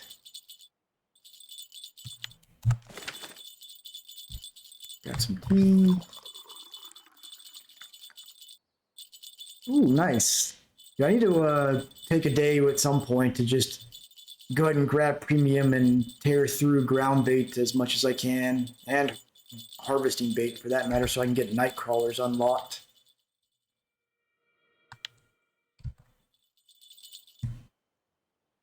I think I've got a small fish online too. Well, why is this giving me so much? I need to check my setup on this rod because something is not lining up right. I should not be getting locked at a 18 friction break on here. Yeah, feeding and attracting, that's the secret for leveling it for sure.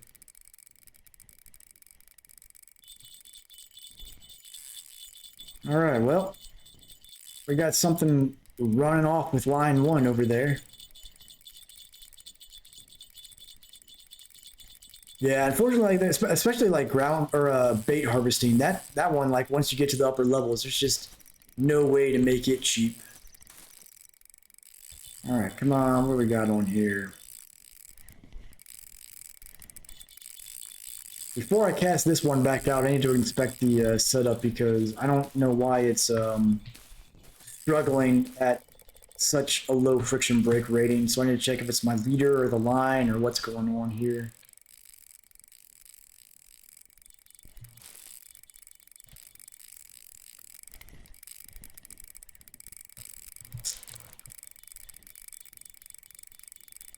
This is definitely a grass carp of some sort, or maybe actually this may be a common carp.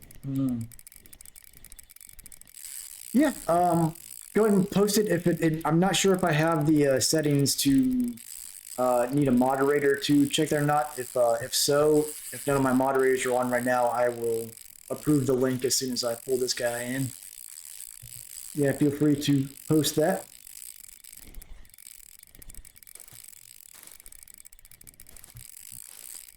Looks like this fish is going to take us on a tour.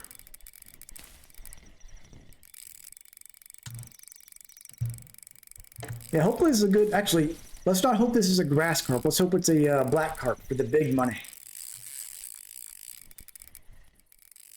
I need to try to keep it from going out towards that island so I don't have to cross. That's what I'm hoping for, Furious.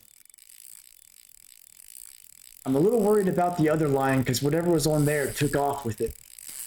But we'll focus on one fish at a time.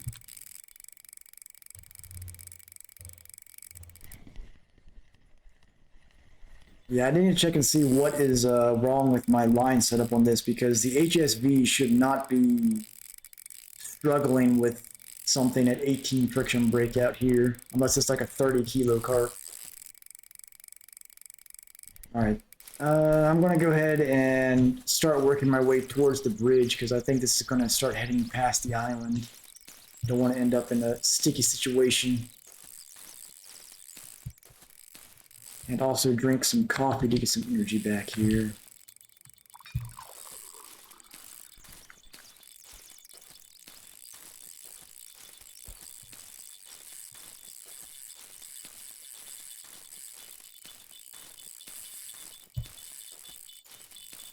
Nothing on line 3.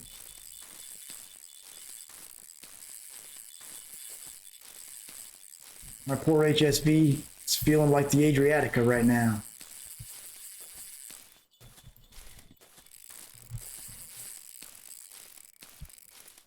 Once I get across the bridge, I can sprint towards it a little bit.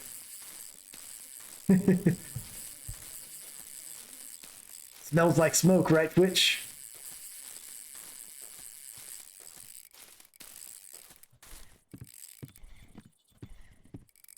But tonight is the first night I've got 3 feeder rods out, and none of them have the Adriatico on them. Yeah, like, unless this is a monster, something's wrong with my setup. I don't know, maybe I accidentally put some, like, 13 kilo line on here or something, I don't know.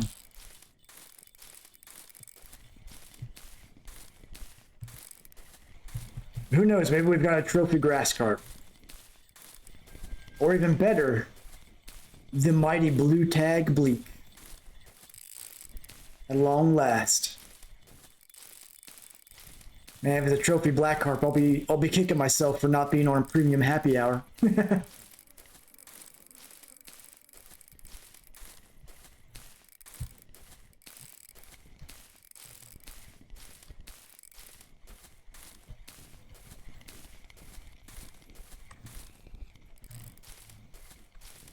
Yeah, right now it's going to be a little iffy from moving towards it. Yeah, I don't blame you there, Fierce. It definitely saves money to do the crafting during happy hour.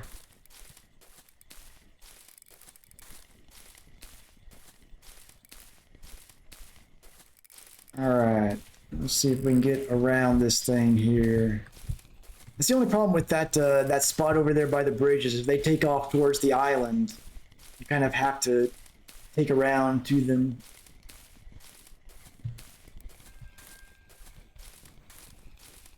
Alright, let's see. Where is it at right now? Kind of out there in the middle of that. Let's see. Start a little bit more pressure on there.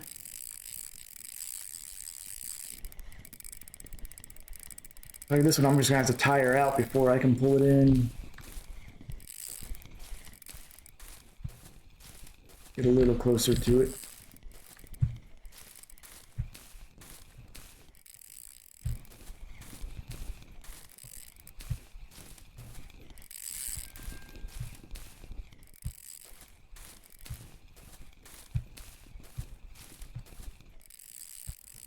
Which Blunty's been in the chat a couple times. I think I haven't seen him in here tonight, but he has been on here every now and then. I'll be to ask him if he's got some other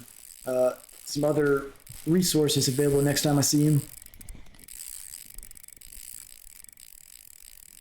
All right, let's wear this sucker out. Someone sneak out in the water and hit it with an oar for me.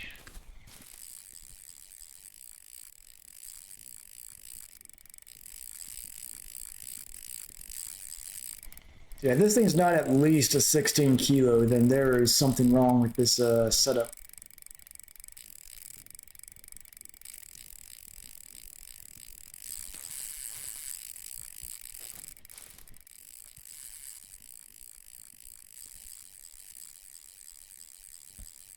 What, it may just be a big fish.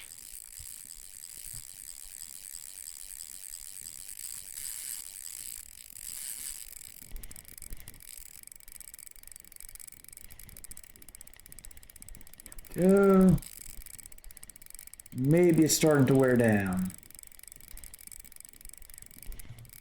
Let's see if I can lower the reel or the rod and give it a little more pressure.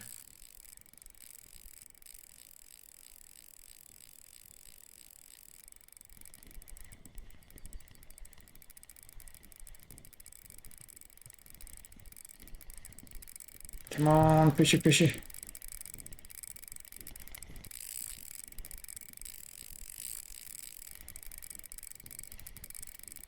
Gotta be wearing out here pretty soon.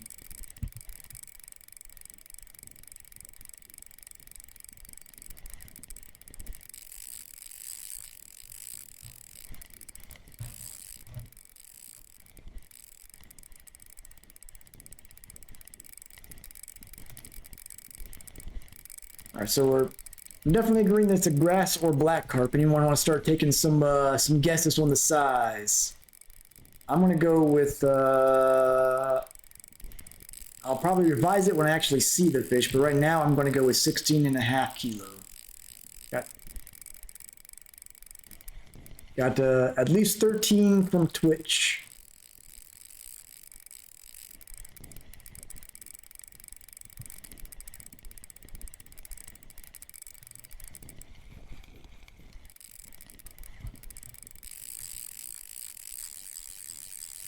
It'd be nice if it's over 16 and the and one of those cafe orders was like 15.999 kilo grass carp goes up, because those are like 140 silver, I think.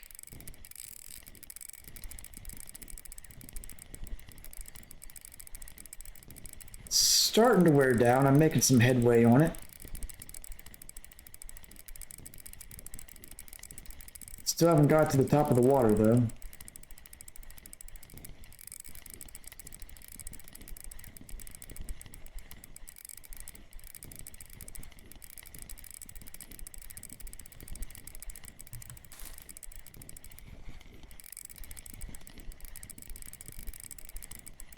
Still definitely something up with my setup, because the HSV should be able to get a little more friction brake application than 18.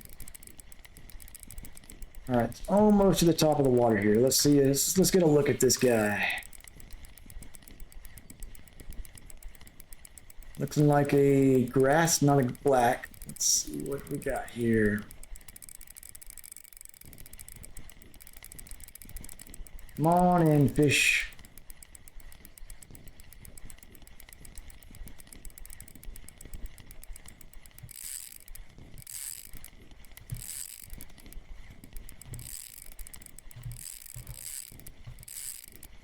It's a bit hefty. Let's see what we got. Bring him on shore, get a look at him.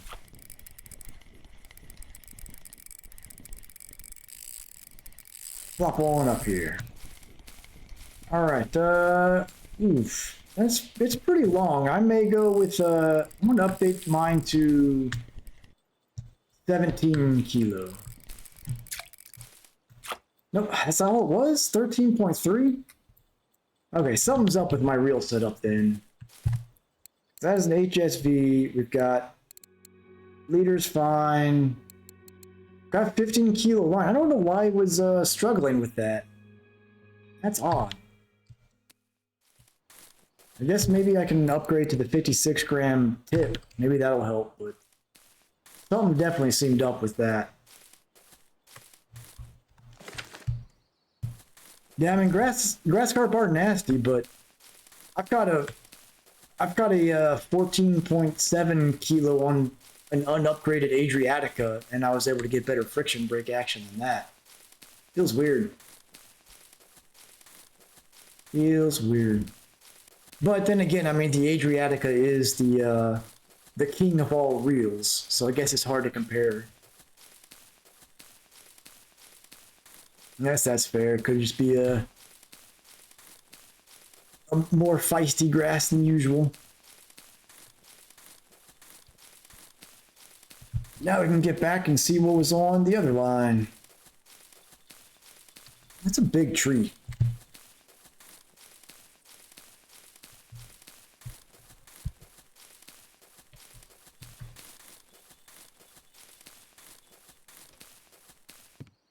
Have a little bit of a cucumber action. I need to go to the grocery store here soon and get some more cucumbers. Wrapped them up. Oh, looks like we got something on both lines. Okay, start with this one. Hey, look at that, another black carp. That's 2 in an hour. Nice. I mean, it's small, but still nice.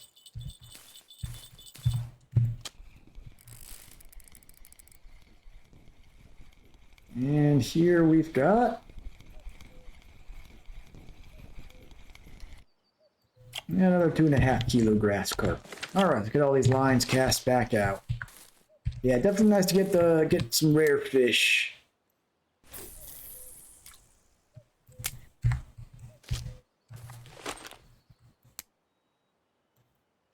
I wish some of the rare species you could target a little more effectively, like eel, for example. So black carp makes more sense because it's basically like, oh, you have a rare chance of a grass carp being a black carp instead, basically. But something like an eel that's really its own species, I wish you could target a little better. I mean, you can use the correct bait in the correct spots and everything, but they still are treated as a rare species, which is odd. Got a first cat up here of the night. Lift Alicia up here. Say hello to the camera, Alicia. Kick me in the face, why don't you?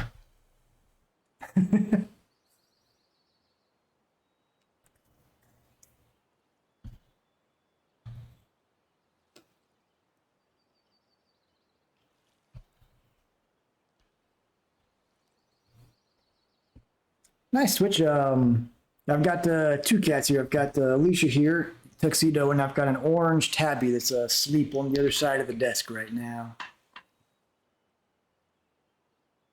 Yeah, these both my cats are 14 years old now. Senior cats.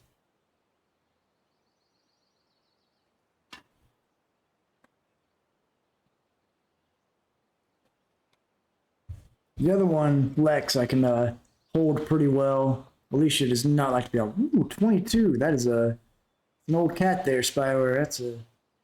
It's an elder. That's awesome though.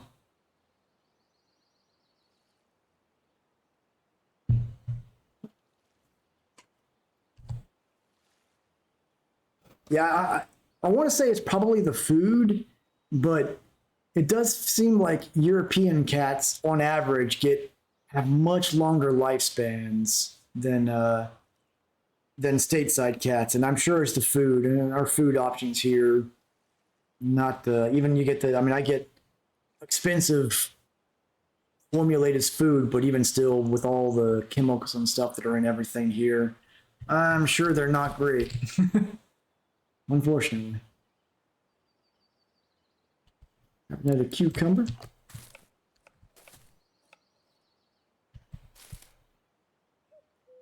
Yeah, it's a definitely a nice advantage over there. Don't have Europe does not have nearly the regulation lobbyists we've got here that just makes it impossible to get good food unless you make it yourself.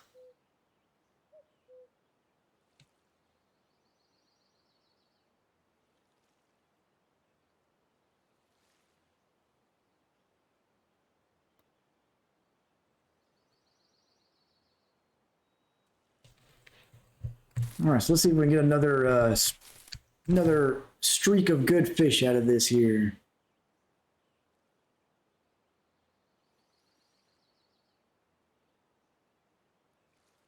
Yeah, check out Bunty's spreadsheet. Let me pull that up on another tab to have it ready to review later.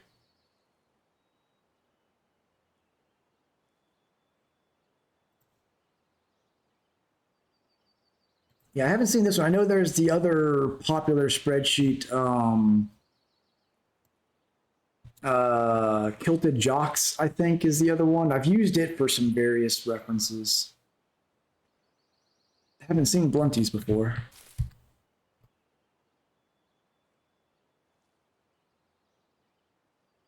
Ah, sad time. Drank the last of my tea there.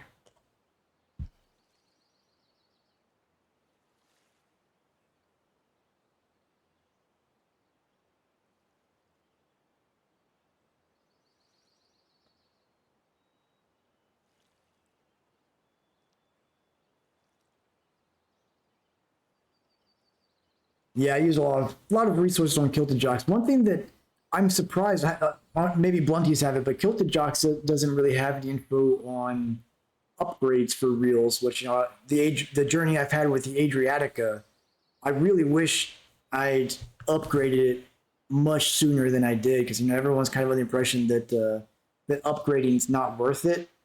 But and for if you're sort of powering through and just focusing on the most efficient routes, then I can see that because you're going to replace it pretty quickly.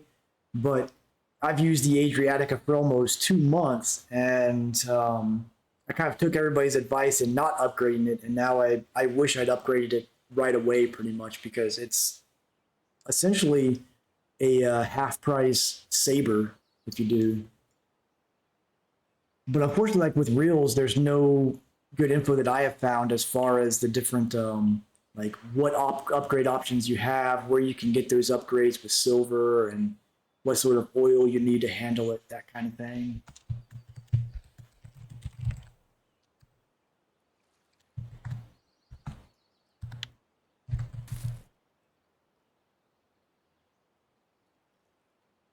Yeah, I know the HSV is pretty well. And with the HSV, I don't know if it even has any upgrade options. I know the Titan and Alpha did not, but with the Adriatica, like basically when it comes time to repair, okay, take it easy, Spyware. Thanks for coming out. I try to usually sometimes I'll stream this every night, but usually it's every other night. But we'll see you again and down the road. Take it easy. Yeah, on the Adriatica, it's essentially when it's time to repair, you're just replacing the same thing. So but if you add the better oil, it gives you that added resistance. Oh, appreciate that there, Furious. Were you not followed before? Huh. I thought you were a previous follower. Interesting. Thanks for the follow though. But yeah, with apparently we both thought that Twitch is tricking us here. But with the Adriatica, when I initially upgraded, I used the stock oil, and that was a disaster. Literally 2 fish took it from 0 to 43% wear. But once I gave it that cheap like 13 silver oil upgrade, and I did the first, there's 2 different upgrades to the Adriatica. There's the 8.2 kilo max drag friction brake and the 9 kilo.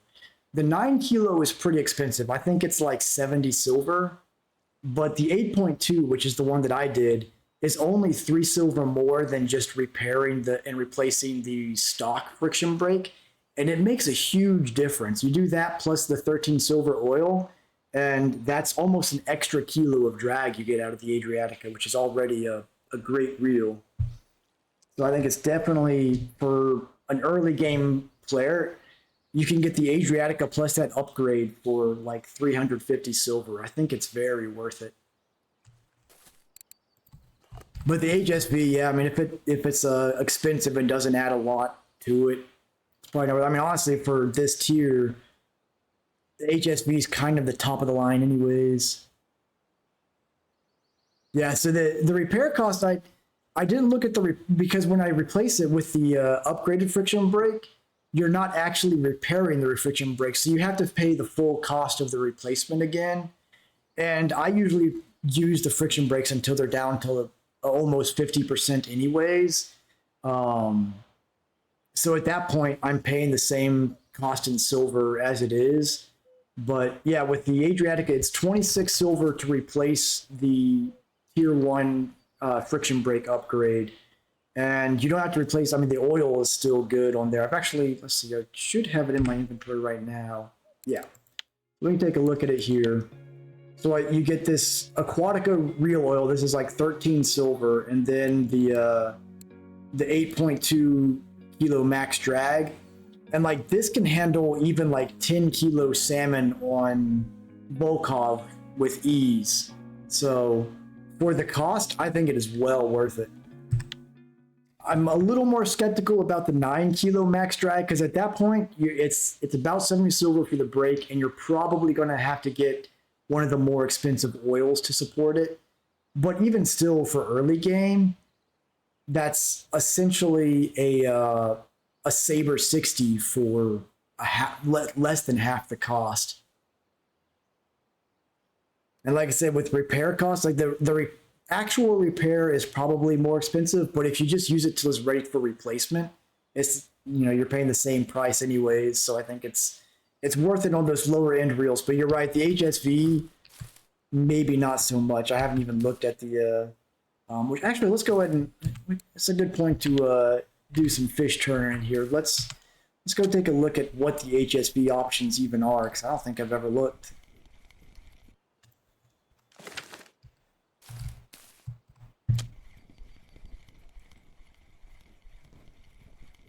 Put these all in.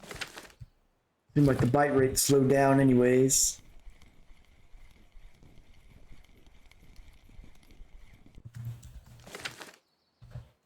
All right, so let me go ahead and take the HSV off of the rod.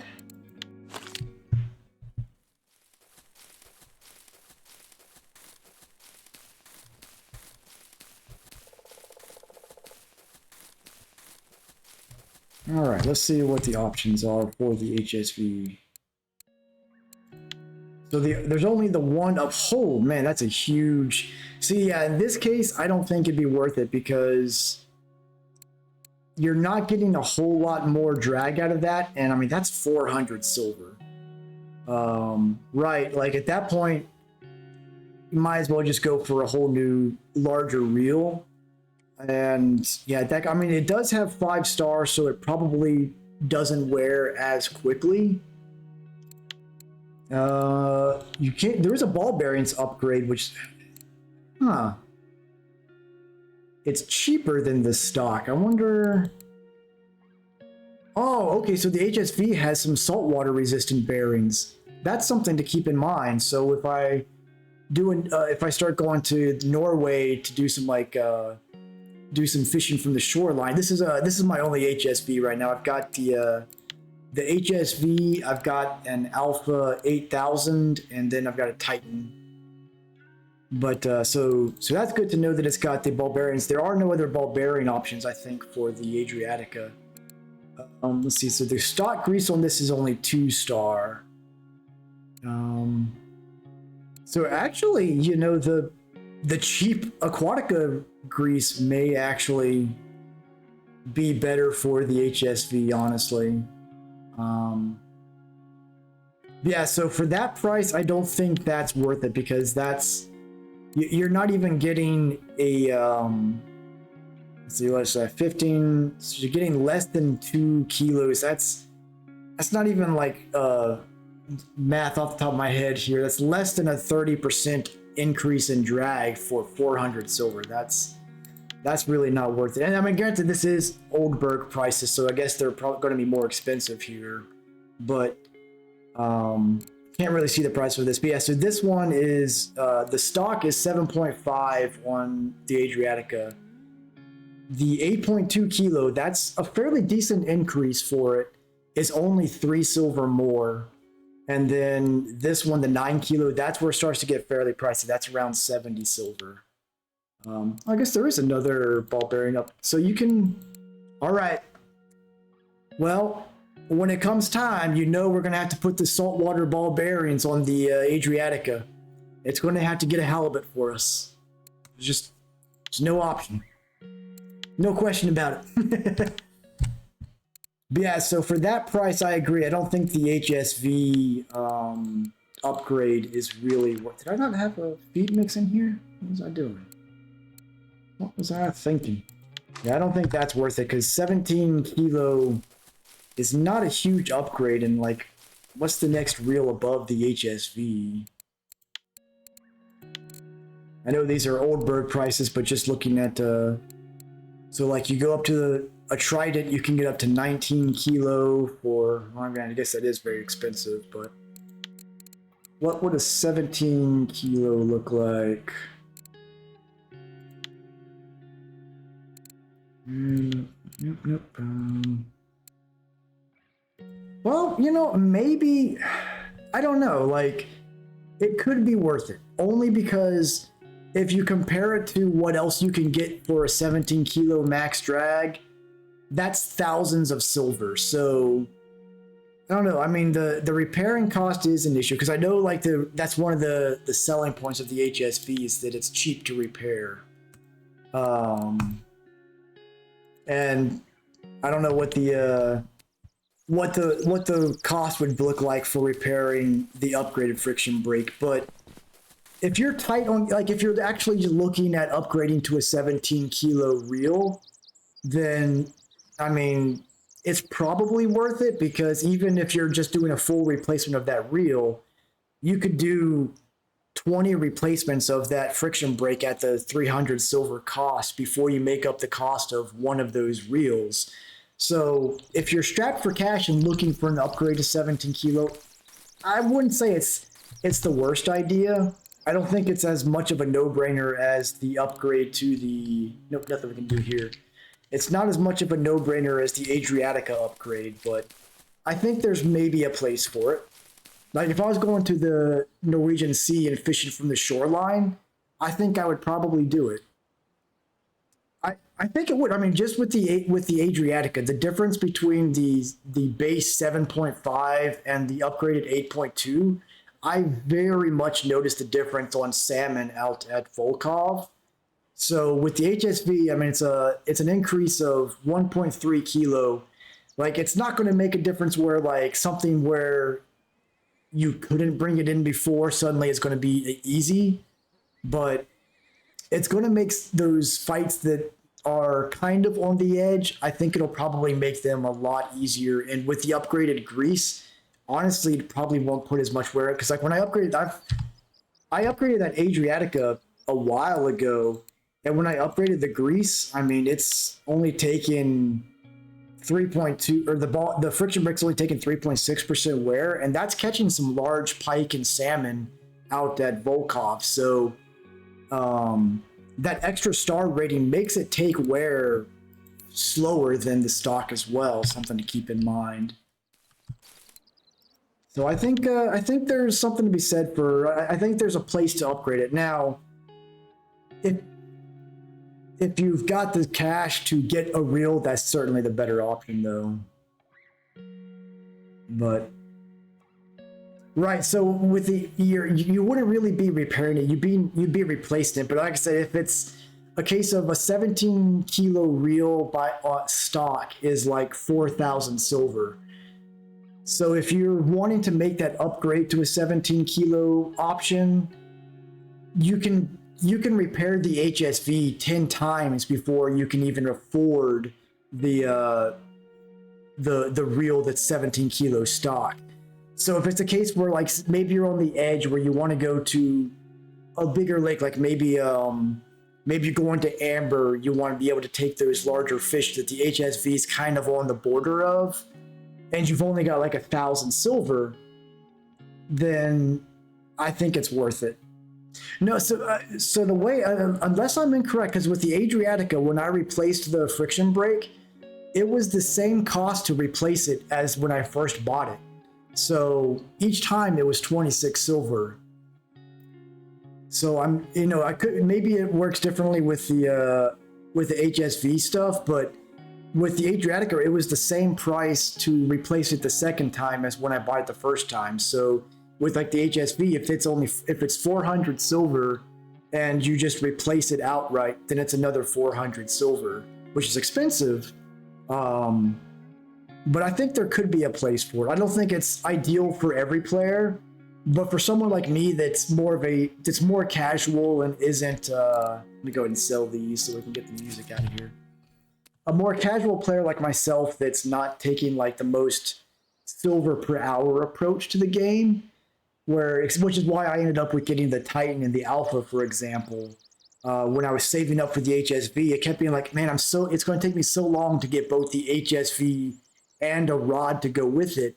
I can get a Titan plus a rod for the same price. I'll just do that so I can go ahead and start going after some bigger fish now. So I think for more casual players, upgrades are a reasonable option.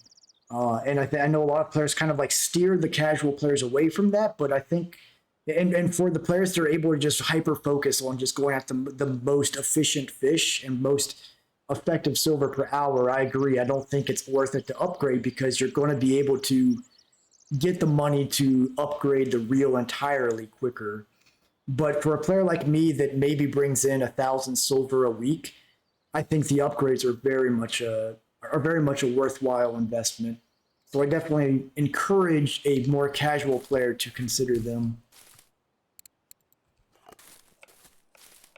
Yeah, gold is but luckily at least gold is not necessary. I give them credit in that regard because to my knowledge there's nothing you can't get with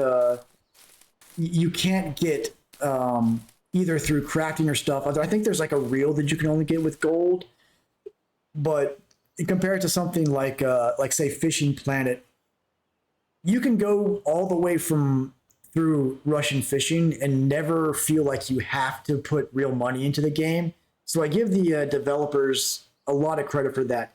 Fishing Planet, by the time you unlock the second lake, if you're not at least buying premium, you're getting nowhere. Yeah, that's a good idea, Twitch. When I'm able to get some additional HSVs, I can get one upgrade to use, and then I can have two other HSVs to use as a control, and we can see what the cost of maintenance is like. That's a good idea. I'll even when I just get a second HSV, I'll upgrade one and keep one stock, and we'll see what they look like. Yeah, exactly, Fierce. With if you don't have premium on Fishing Planet, you're not progressing on this. Like I've gotten, obviously, I did buy some gold to do the Norwegian sea trips. And I do, if I know I'm going to be streaming, like last week, I knew my schedule was going to let me stream every single night. So I did go ahead and get premium because I knew I was going to be doing that. So basically I could just take advantage of happy hour. But for the most part, like I've put some money in to support the developers of this game and everything, but I don't feel like I have to, which is awesome. Fishing Planet, like I got to around the same point. I think I got to level 49 on Fishing Planet, and the grind difference between the two games is night and day. Like this is arguably a more grindy game, but I don't feel the grind as much because I'm casually playing and I'm still able to enjoy it, and I'm still able to progress no matter what I'm catching at a reasonable rate. With Fishing Planet, you have those like set areas. Like, okay, in the teens, you're going to, if you're not catching bass at the Everglades, you're not doing it right. If you're not catching the lake trout in Alaska, you're not doing it right. If you're not catching the northern pike, so you end up in this thing of where you're just staying at one spot catching the same fish over and over again, which I just do not like. Mm.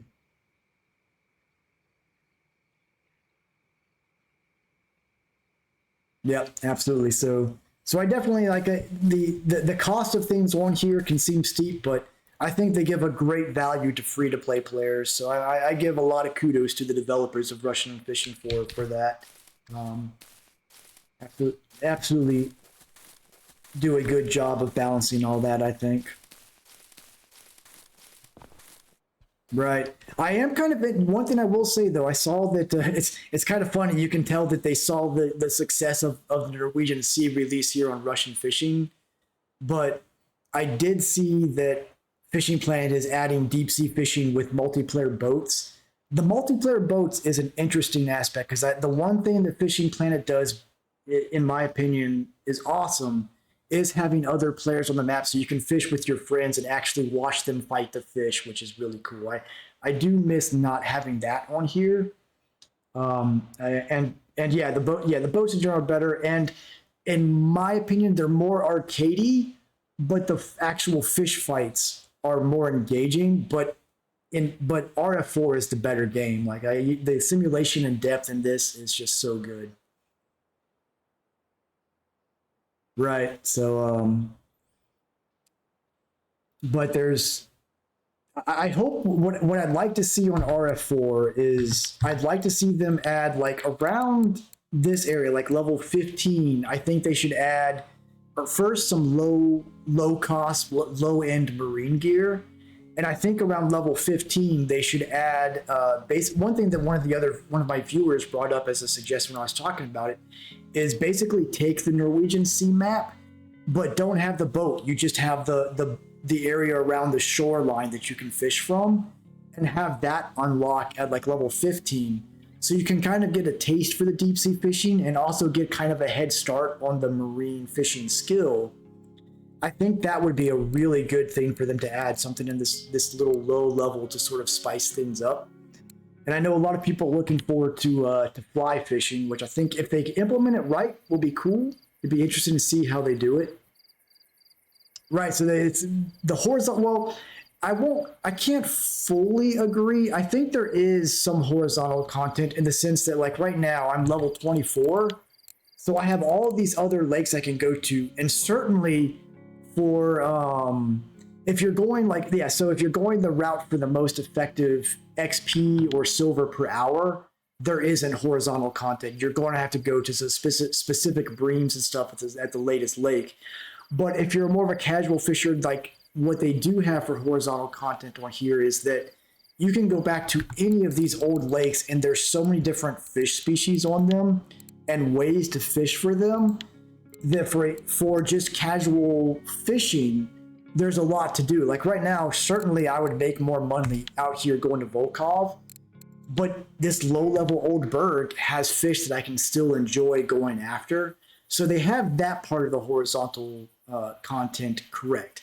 Now, I do agree that I think they need to look at the very least, they need to look at the difference of progress in XP and silver for float fishing and bottom fishing compared to trolling. Because late game, you can make good silver and XP carp fishing once you get to like amber and you have those really high-end rods. But early game, you just can't, you don't have the tackle to go after the kind of fish with bottom fishing and float fishing that are worth it in XP and silver compared to what you could get trolling. So I do agree that they need to re-examine that aspect as far as horizontal content goes. Now, float fishing, I'm looking forward to float fishing more when I get the bowler rods, and I don't mind a telescopic rod. If anything, my problem with telescopic fishing is it's almost too effective. Like you can't have 3 telescopic rods out because you have to be so, like if there's such a tight window for catching the fish.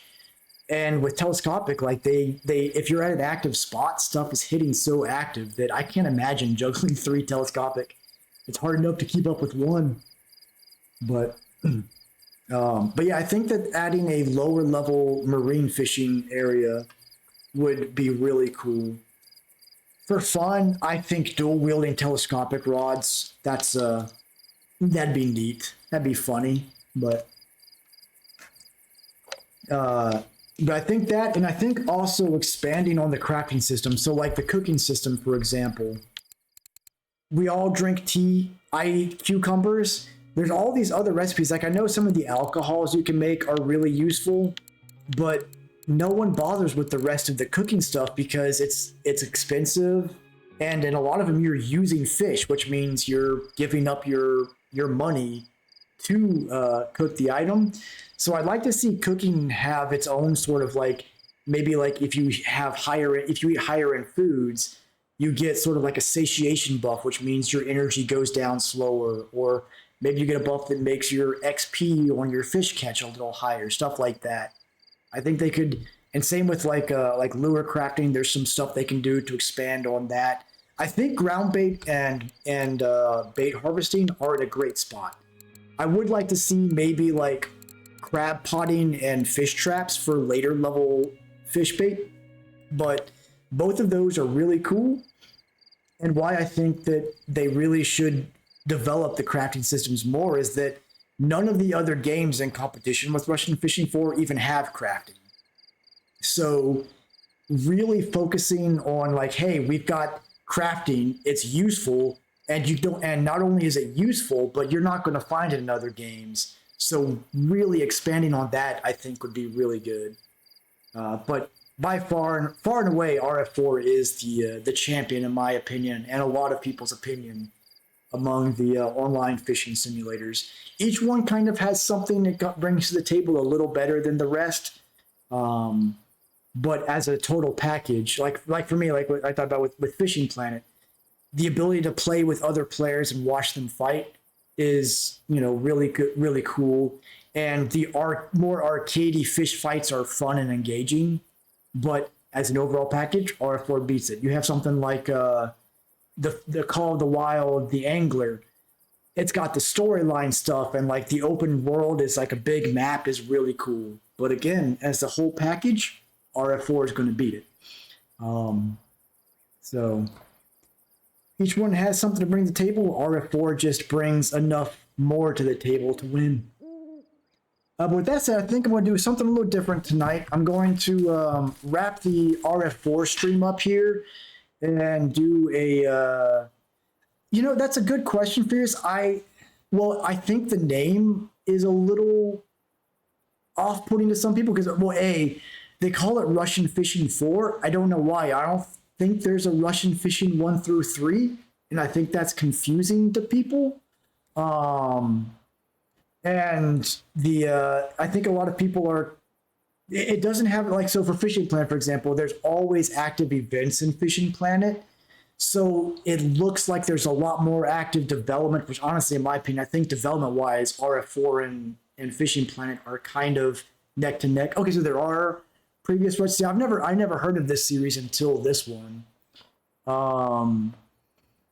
But we'll see, so there is like the geopolitical stuff, but I don't think that's really a factor for this. Honestly, like I didn't playing this game, I wouldn't even know that it's a Russian development team. I just figured it was an English developer that's set in Russia. But I think the big aspect is there's not so Fishing Planet has like those events going on constantly, which makes it look like the development team and the publisher is more engaged, whereas RF4 doesn't have those. So I think a lot of players will log in and feel like it's kind of a game they'll feel like it's been abandoned.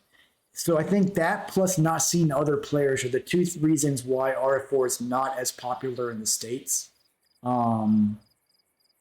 But I think it's especially with the Norwegian sea loss, there was a big surge of players. So hopefully we'll see it grow and expand and see where it goes. But yeah, so I think something different I'm going to do tonight. I'm going to end the RF4 stream here, take a short bio break, and I'm going to switch to another game. I mentioned earlier in the stream, I'm trying to get on Mortal Online 2, doing some fishing on there. So I might do a little bit of a short stream on that, just showing the fishing system for those that haven't seen it on that game. Now, you RF4 players, it's not a fishing simulator. It is a old school. If you ever played Ultima Online, the Mortal Online games are a spiritual successor to that. They are hardcore PvP open loot MMO games, but for that genre of game, it's got a deeper fishing system than other games. So I want to do a stream series where I'm just playing a fisherman trying to avoid getting murdered left and right on there, just catching fish. I think that'll be something fun to do. So I'm going to do a short bio break on here and then switch over to Mortal Online 2 just to show what the fishing looks like on that game. Nothing too in depth, but just kind of go over it for like 20 minutes or so. So I'll go ahead and end the RF4 portion here, I'll run an ad break and go to my standby screen for about 3 minutes while I get some fresh water and freshen up. And those of you that want to stick around, check on Mortal Online 2, I'll see you there. And those of you that aren't interested, just here for R4, totally understand. Thanks for coming along, and I'll see you on the next RF4 stream. Certainly have another one this weekend. And so those of you that aren't sticking around, have a good evening or day, depending on which time zone you're in, and I'll see you next time. The rest of you, I'll see you in a few minutes.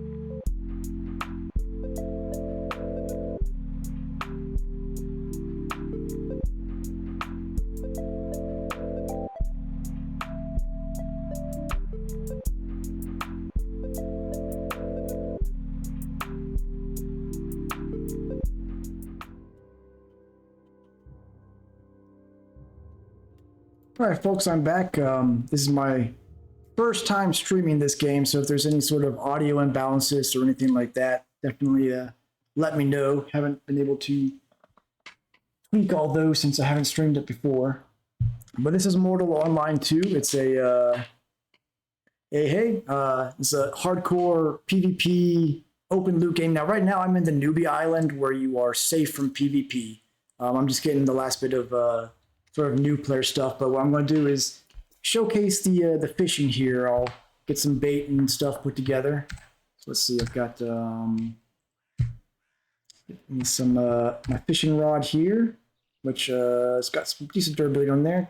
So you have different size hooks, you have different size lines, tons of different bait you can use, the depth, where you're fishing, all that kind of matters, which for this style of game is pretty in depth. So I'll start by fishing over here. There's a nearby pond, and I'll just sort of showcase it. I'll just bring some worms in with me if I have any left. I do not, so I will go kill a pig to get some bait real quick. But then there's also a shoreline for the sea around the island that we can check out. There's some various lakes. So this is the safe newbie island here. Got my wolf that I tamed that I can use as a mount. Which actually, let me before I move off, let me go and update the stream settings. So we don't have any anyone's looking for RF4 gameplay in here, wondering what's going on. Let me go and change that real quick.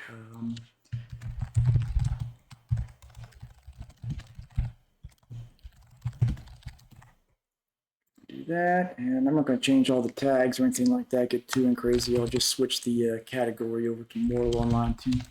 Don't want to lead anyone astray thinking they're coming to watch one game and streaming something else.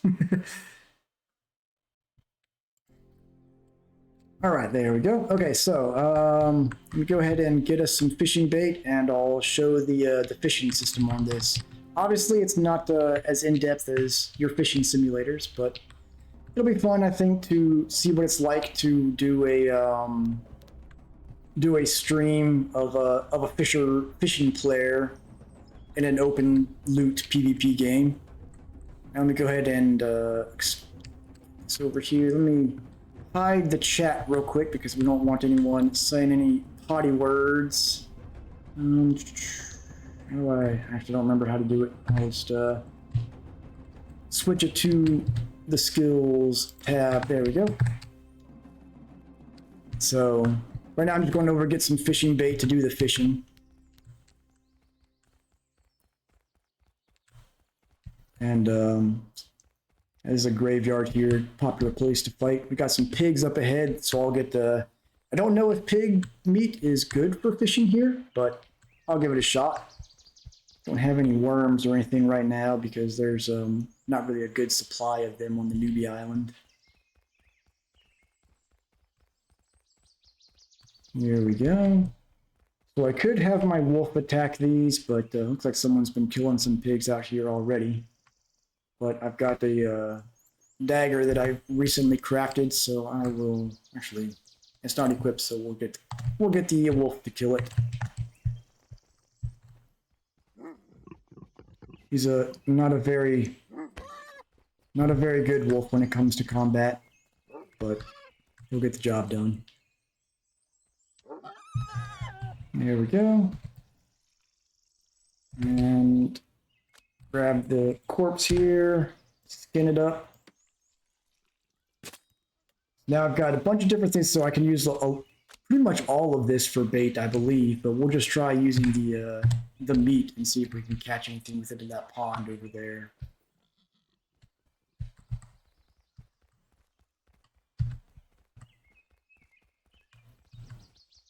Oh, the fish are coming, Twitch. The fish are coming. I have to get my bait first.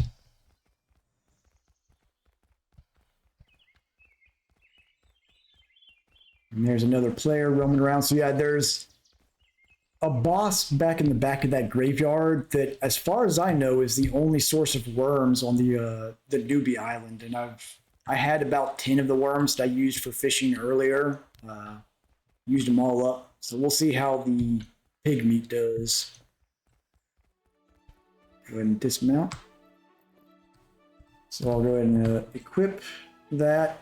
Move some stuff around just for my own sanity. So Once you've got a fishing rod equipped, you can take it out and you'll see you can have line, hook, and bait options plus a depth slider. And right now I've just got some basic line. You can get heavier duty line for larger fish. I've got the smallest size hook. You can get all sorts of hook sizes for, similar to actual fishing simulators, they'll affect what you can catch, the size you can catch, bite rate, stuff like that. And then the hook, so this is where you can have all sorts of different things for bait here. And well, you know, I tried to avoid talking about what I do to that poor dog, but I guess I can't use the pig meat as bait or the tail. Okay, well, we'll try some bones as bait. That'll work. We'll leave it at 200 centimeters. So if you cast and it's too deep, it'll actually I'll show if you cast while the setting is too deep. And let me go ahead and turn that music volume down because that's loud. There we go. So if you cast too deep, which I actually missed the message there because we're in the menu, but if you cast too deep, it'll tell you that you're on the bottom. Yeah, so it says the hook hit the bottom, you won't be able to catch anything. So you can do that, use that to kind of find what the depth of where you're fishing is at. I know this area is a little over 200 centimeters deep, so we'll just go to like 218, cast it out there. And, oh, nope, still too deep. Go it in.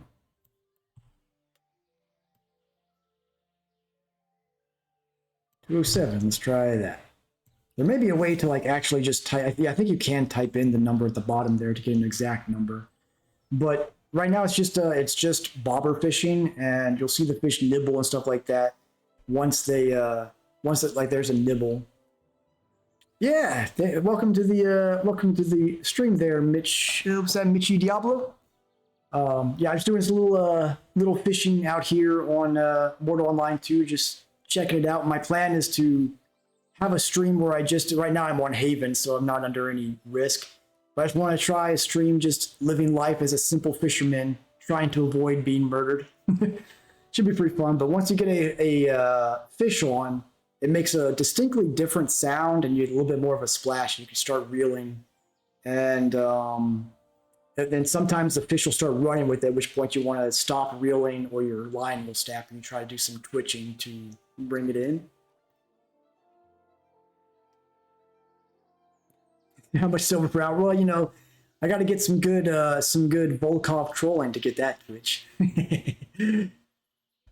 But supposedly, I think like high-end fishing on this can actually be pretty profitable. You think you can get like certain trinkets and stuff that are in high demand. But I'm new to this. Like I've kind of just been learning this game for the past week. So, oh, there we go. So now I've got a fish on. So right now I'm reeling it in, and if it starts putting a fight on, I'll be able to tell, and I can show like you can. So like right now it's fighting, so you want to twitch it to bring it. I have not been out of Haven. I've actually been kind of like learning the game as much as I can in Haven and trying to, because I'm not really doing a whole lot of combat focus. So I want to get as much of my training out of the way here on Haven before I go to the real world, because I'm kind of doing something out of the norm of just basically trying to be a fisherman only. So obviously, once I'm on the mainland, it's gonna be hard for me to be just a fisherman and not get absolutely destroyed. Appreciate the follow there, Mr. Diablo. So you recommend going to Toxai for fishing? That's good to know. I was actually was going to be looking into, once I'm probably later this weekend is when I'll finally make the trip to the mainland, and I want to get some ideas on what the best starting city is for fishing. I still need to get, I've had terrible luck getting one of those red capes, so I need to get a cape before I go, and I think there's like one more skill book that I want to knock out before I leave. Like right now I'm getting the Tindra Guard armor done. I want to get maybe one of the furs or something up, but then I'll be ready to go to the mainland and running for my life. I know Excrement's going to be out there somewhere taking me out. I see him in the chat all the time. So I fully expect him to get me at some point. You've been playing. Did you play Mortal Online 1 as well, Michi?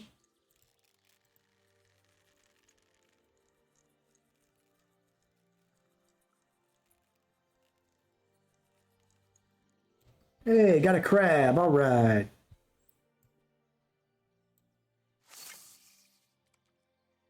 Need to make this a little more shallow. Taking a break from it right now. Nice. Yeah, I played the first one very briefly, but I think I played it basically after it was mostly dead, so I was didn't have a much to experience on there. But I was a huge Ultima Online player, and this is obviously a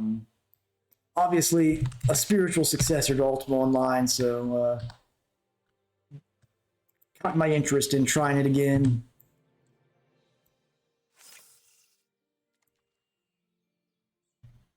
I know they're adding like the territory control stuff in the near future, which should be pretty interesting. I know that it should. I think I missed that fish. I think the territory control is probably going to fix a lot. I know one of the biggest issues right now is that like there's just not enough of a penalty to just rampant murdering and griefing, so it's kind of in a bad spot on that position. At least that's what it seems like from the help channel, but. Sounds like territory control will address that. There you go, got another fish on. So yeah, this is me sort of my first foray into trying to streaming Mortal Online 2. I'll start doing some more streams with it when I go to the mainland. So yeah, there's an example where I fought the fish when I should have been just letting it run with it and lost my tackle. My usual content's been actually a fishing simulator, so found a good opportunity for kind of a crossover here, trying the fishing on this. Yeah, I know, like compared to More Online 1, there's a lot of the content still in development for this. Like snooping is a big one. Pickpocketing's not in this one yet. Some of the different like kite shields I know people bring up a lot.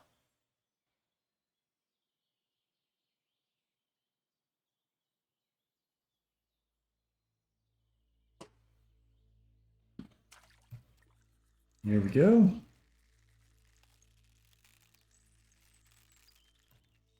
Man, I am not doing good at this here. Actually, okay, I need to go buy some more hooks apparently. I don't have the groove down. Yeah, that's part of what's attracted me to trying the fishing lifestyle on here, because it's got all the different baits and depth settings and stuff like that. So I'm looking forward to sinking my teeth into it. I was doing pretty good at it earlier when I was trying it out and learning the system. I guess have to get back into the groove of it here, of not reeling in when the fish is fighting.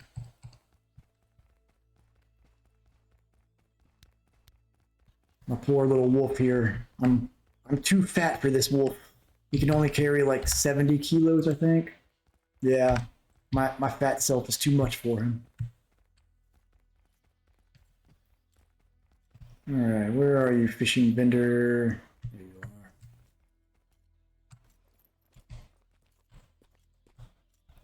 So, Misha, do you know if there is a way to get worms in Haven aside from the skeleton general? 5 hooks.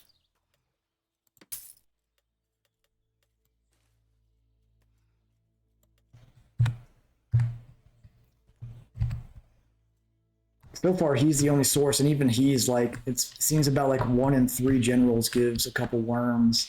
I had like 10 earlier, went through those pretty quick.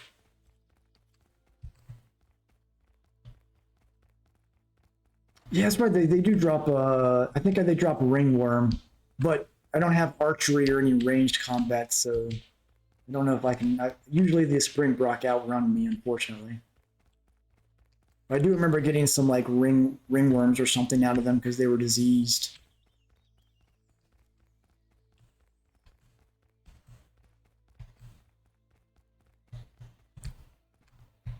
All right, let's see if I can do this a little better this time. I know at some point I want to get down to fishing from the docks at the fishing village, see if I can catch some stuff there before I head to the mainland. tackle set back up here. Right now I'm just using bone tissue as bait because it's about the best option.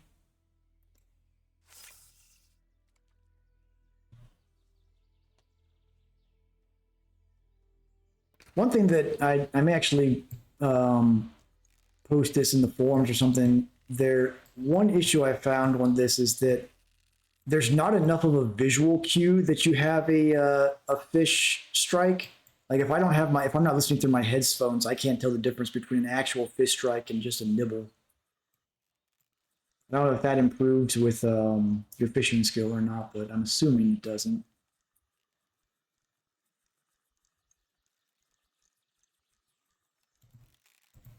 Yeah, there I know if it starts fighting, if you right click instead to twitch up, it seems to break the fight. There we go. Yeah, absolutely. I tried doing it for a little while without my headset on. I'm like, why can't I not catch any fish? I know I can do this. And as soon as I put my headset on, you can like very audibly hear when it's a strike versus just a nibble.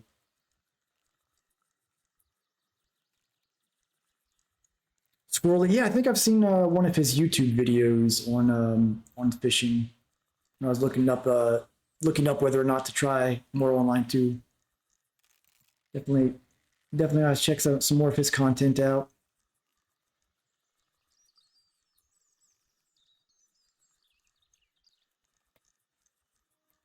Reeling quite a bit. Maybe this will be a decent size of fish here. I don't know if you can. Do you know if you can catch trinkets anywhere in Haven?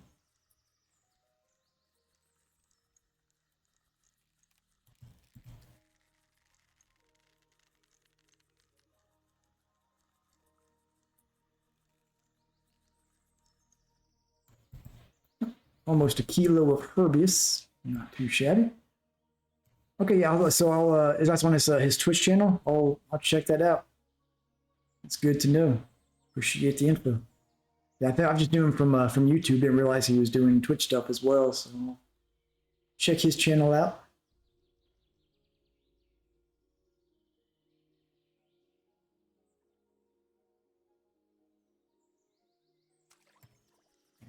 Ooh, it's got a lot of fight to it.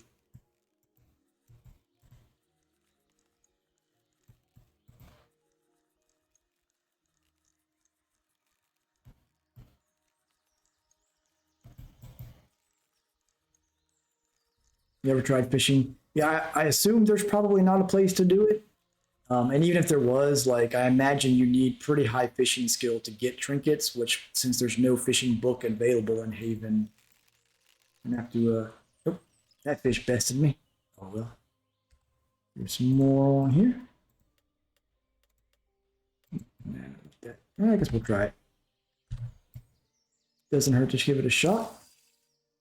So is the fishing book available in Toxai as well, or is that something you have to go to like the jungle camp or something for?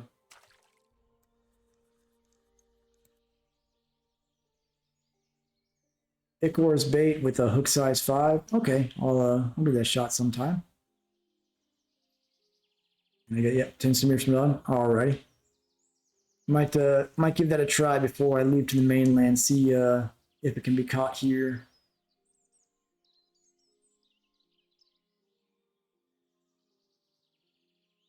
Got my wolf. That's where I for a while I was trying to level my pets up with combat, and they'd keep getting to around level 32 and something would go catastrophically wrong and they would die. Now they're just leveling, watching me fish and mine, hoping that one day they'll pick up a pickaxe and do the mining from me. But, you know, I can dream.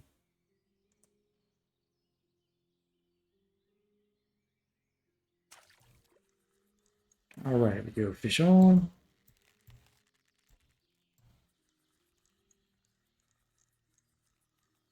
I've got a bear tamed, but I know that the Haven animals are like a third of the power of their mainland equivalents, so I haven't really bothered training it at all. I'll probably just get rid of it once I go to the mainland.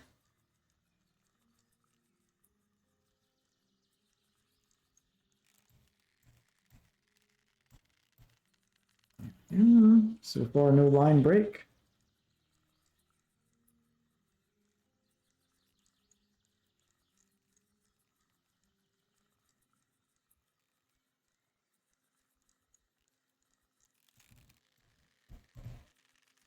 Now, do you know if they're? I actually don't know if they had this in the first game.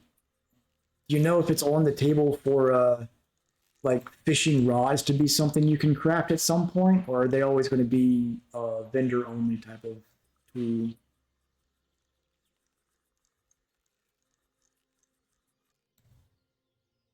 Canna?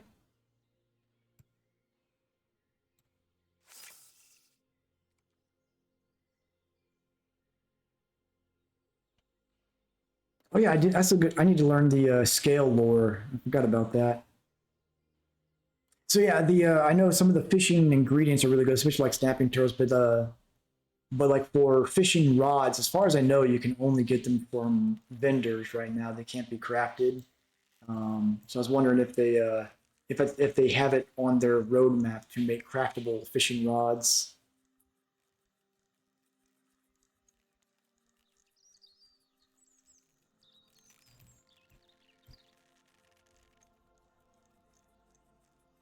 Take it easy, Twitch. Thanks for coming out. We'll see you next time. Probably do Volkov on the next RF4 stream again, I bet. Take it easy. Okay, so yeah, right now there's only ones. Hopefully they'll consider adding craftable fishing rods with different properties in the future. It'd be nice to see.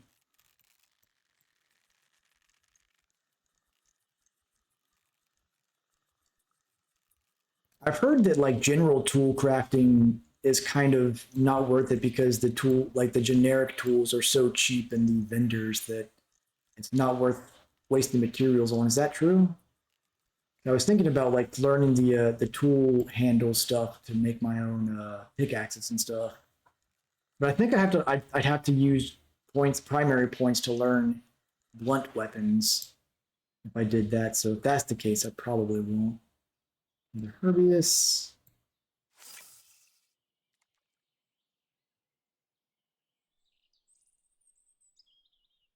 Hey, Blood God, how's it going? Doing a little bit of a different stream. I was doing some RF4 earlier, and I'm just trying a little streaming on Mortal Online 2 right now before I call it a night. This is one of the side games I have planned where I'm going to do a series of just living life as a fisherman on here. This is an open loot PvP game. Right now I'm in a newbie safe haven, but I think it'll be fun just trying to live as a fisherman while getting murdered constantly. Something to do on the side. But we were doing some old bird fishing earlier. Caught a couple black carp, which was nice. Mostly some grass carp and a few tench. Was doing okay. Had some good discussion about some friction break upgrades. So I'll publish that that VOD up after the stream. You can take a look at towards the about 2 hour mark. See our discussion about the upgrade options. How you been? Been a few days since I've seen you.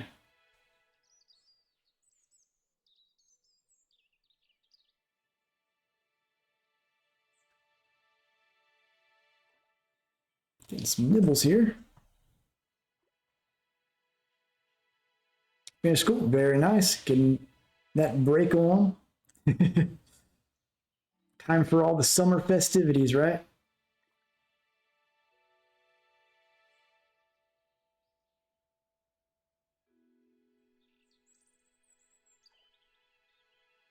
Eventually, this fish will bite. Nice. Yeah, Norway is one of the things we were talking about on the friction break upgrades.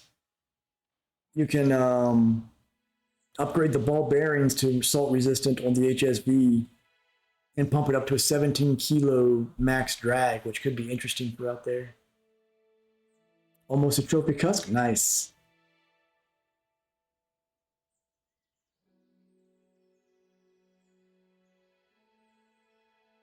They didn't have any particular. I think the largest fish I caught tonight in Oldberg was just under 14 kilo grass carp. Most of it was pretty small.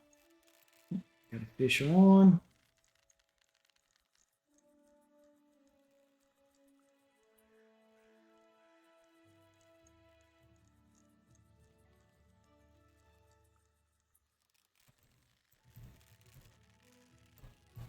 Get some easy silver out there. Nice. Yeah, I guess if you like just target like saithe and mackerels and stuff like that, it'd be able to handle it pretty well. Or just fishing from the shoreline.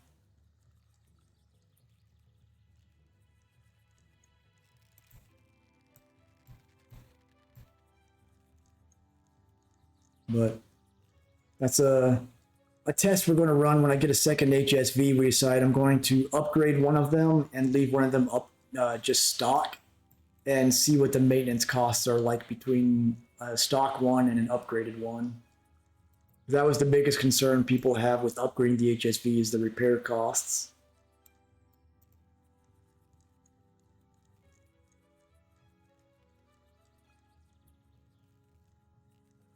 All right, this one's taking a while to reel in. Let's have a decent bit of fish on here.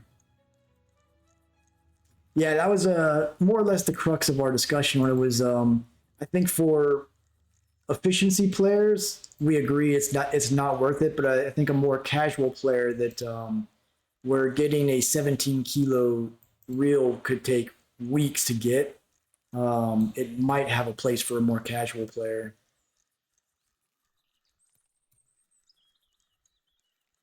Try silver coin as a bait. Alrighty, I'll see that. I'll give that a shot once I get whatever this fish is on.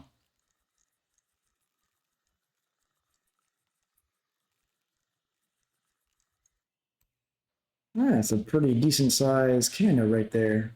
All right, let's split the silver coin off and throw that on. I'm gonna do that. Put these all back on. Silver coin. All right, let's see what we can get with the silver coin. Get some of them rich fish.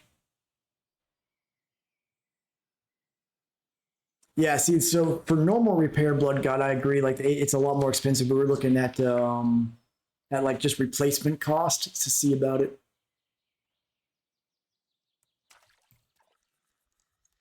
Oh, I appreciate that, blood god. Yeah, it's that was finally got the hair done from the poll last week. Came out really good. I'll put up a picture here after I reel this in to get it so you can see it in a little bit better light, because the my white balance on my camera kind of makes it look a little more red than it is.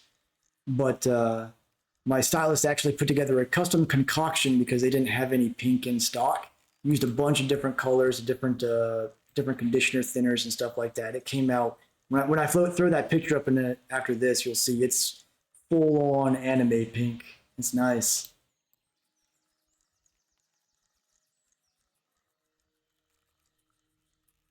Right, get these silver grubbing fish here.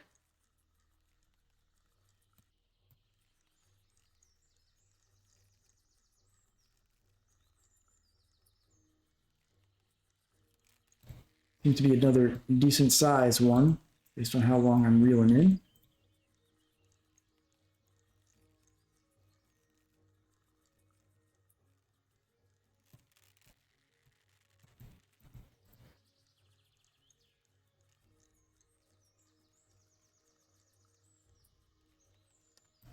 Do you have boat rods unlocked yet, Blood God?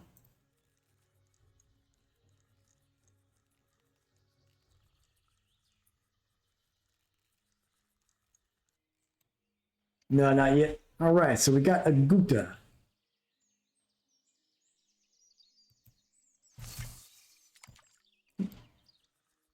Where am I overlooking where that Gouta fish is? I don't see it in my inventory. Canna, Herbius. Oh, okay, this is the crabs that are Gouta. Okay, I can see. I didn't realize that. Ocean Queen Tiger. Very nice. Okay, so let me throw that picture up for you real quick so you can see how truly pink it came out. It's yeah, it's full anime pink.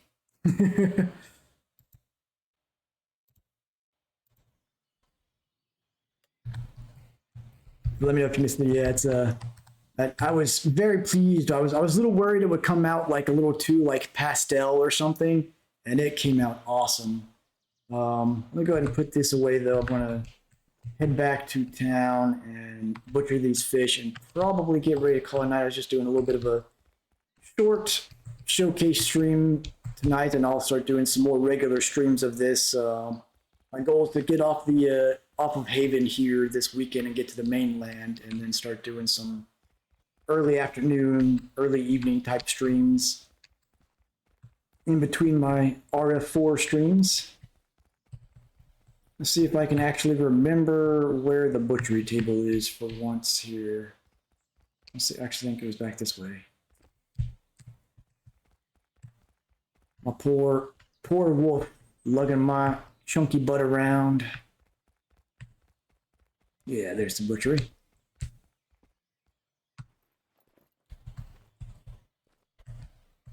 Yeah, like until I got this, it was a chore walking around the island for sure. So, question for you, Mitchie. If I right now, I know there's like scale lore and stuff like that, which I don't believe I have learned currently. My overflow skills here. Animal lore. Yeah, so I don't have scale lore. Are these three fish here ones that I will get scales from? That I should learn that lore before I do more fishing, or should I be okay without it? Okay, these ones won't give it. Okay, that answers that. That's right, Blood God. I'm abusing the heck out of my wolf.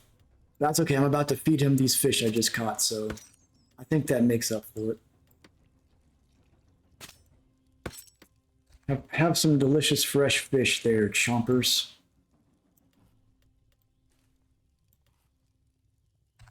There we go. So, one of those called like. Okay. Okay. So yeah, I guess the fish with scales and stuff are probably going to be later on. So something I might as well get the scale book while I'm here in Haven, where it's cheap and easy to go ahead and learn it. Maybe that'll be the last book I get before I leave the island, so it can be training in the background. So I'll at least have it unlocked by the time I get to those fish then. But that's sort of, like I said, it's just a short little, more or less test stream of Mortal Online 2. I'm going to call it a night here. Thanks everyone for coming out. Look forward to seeing everyone in some future streams. Thanks for joining the channel there, Michi. And everyone have a good night or a good day, depending on your time zone.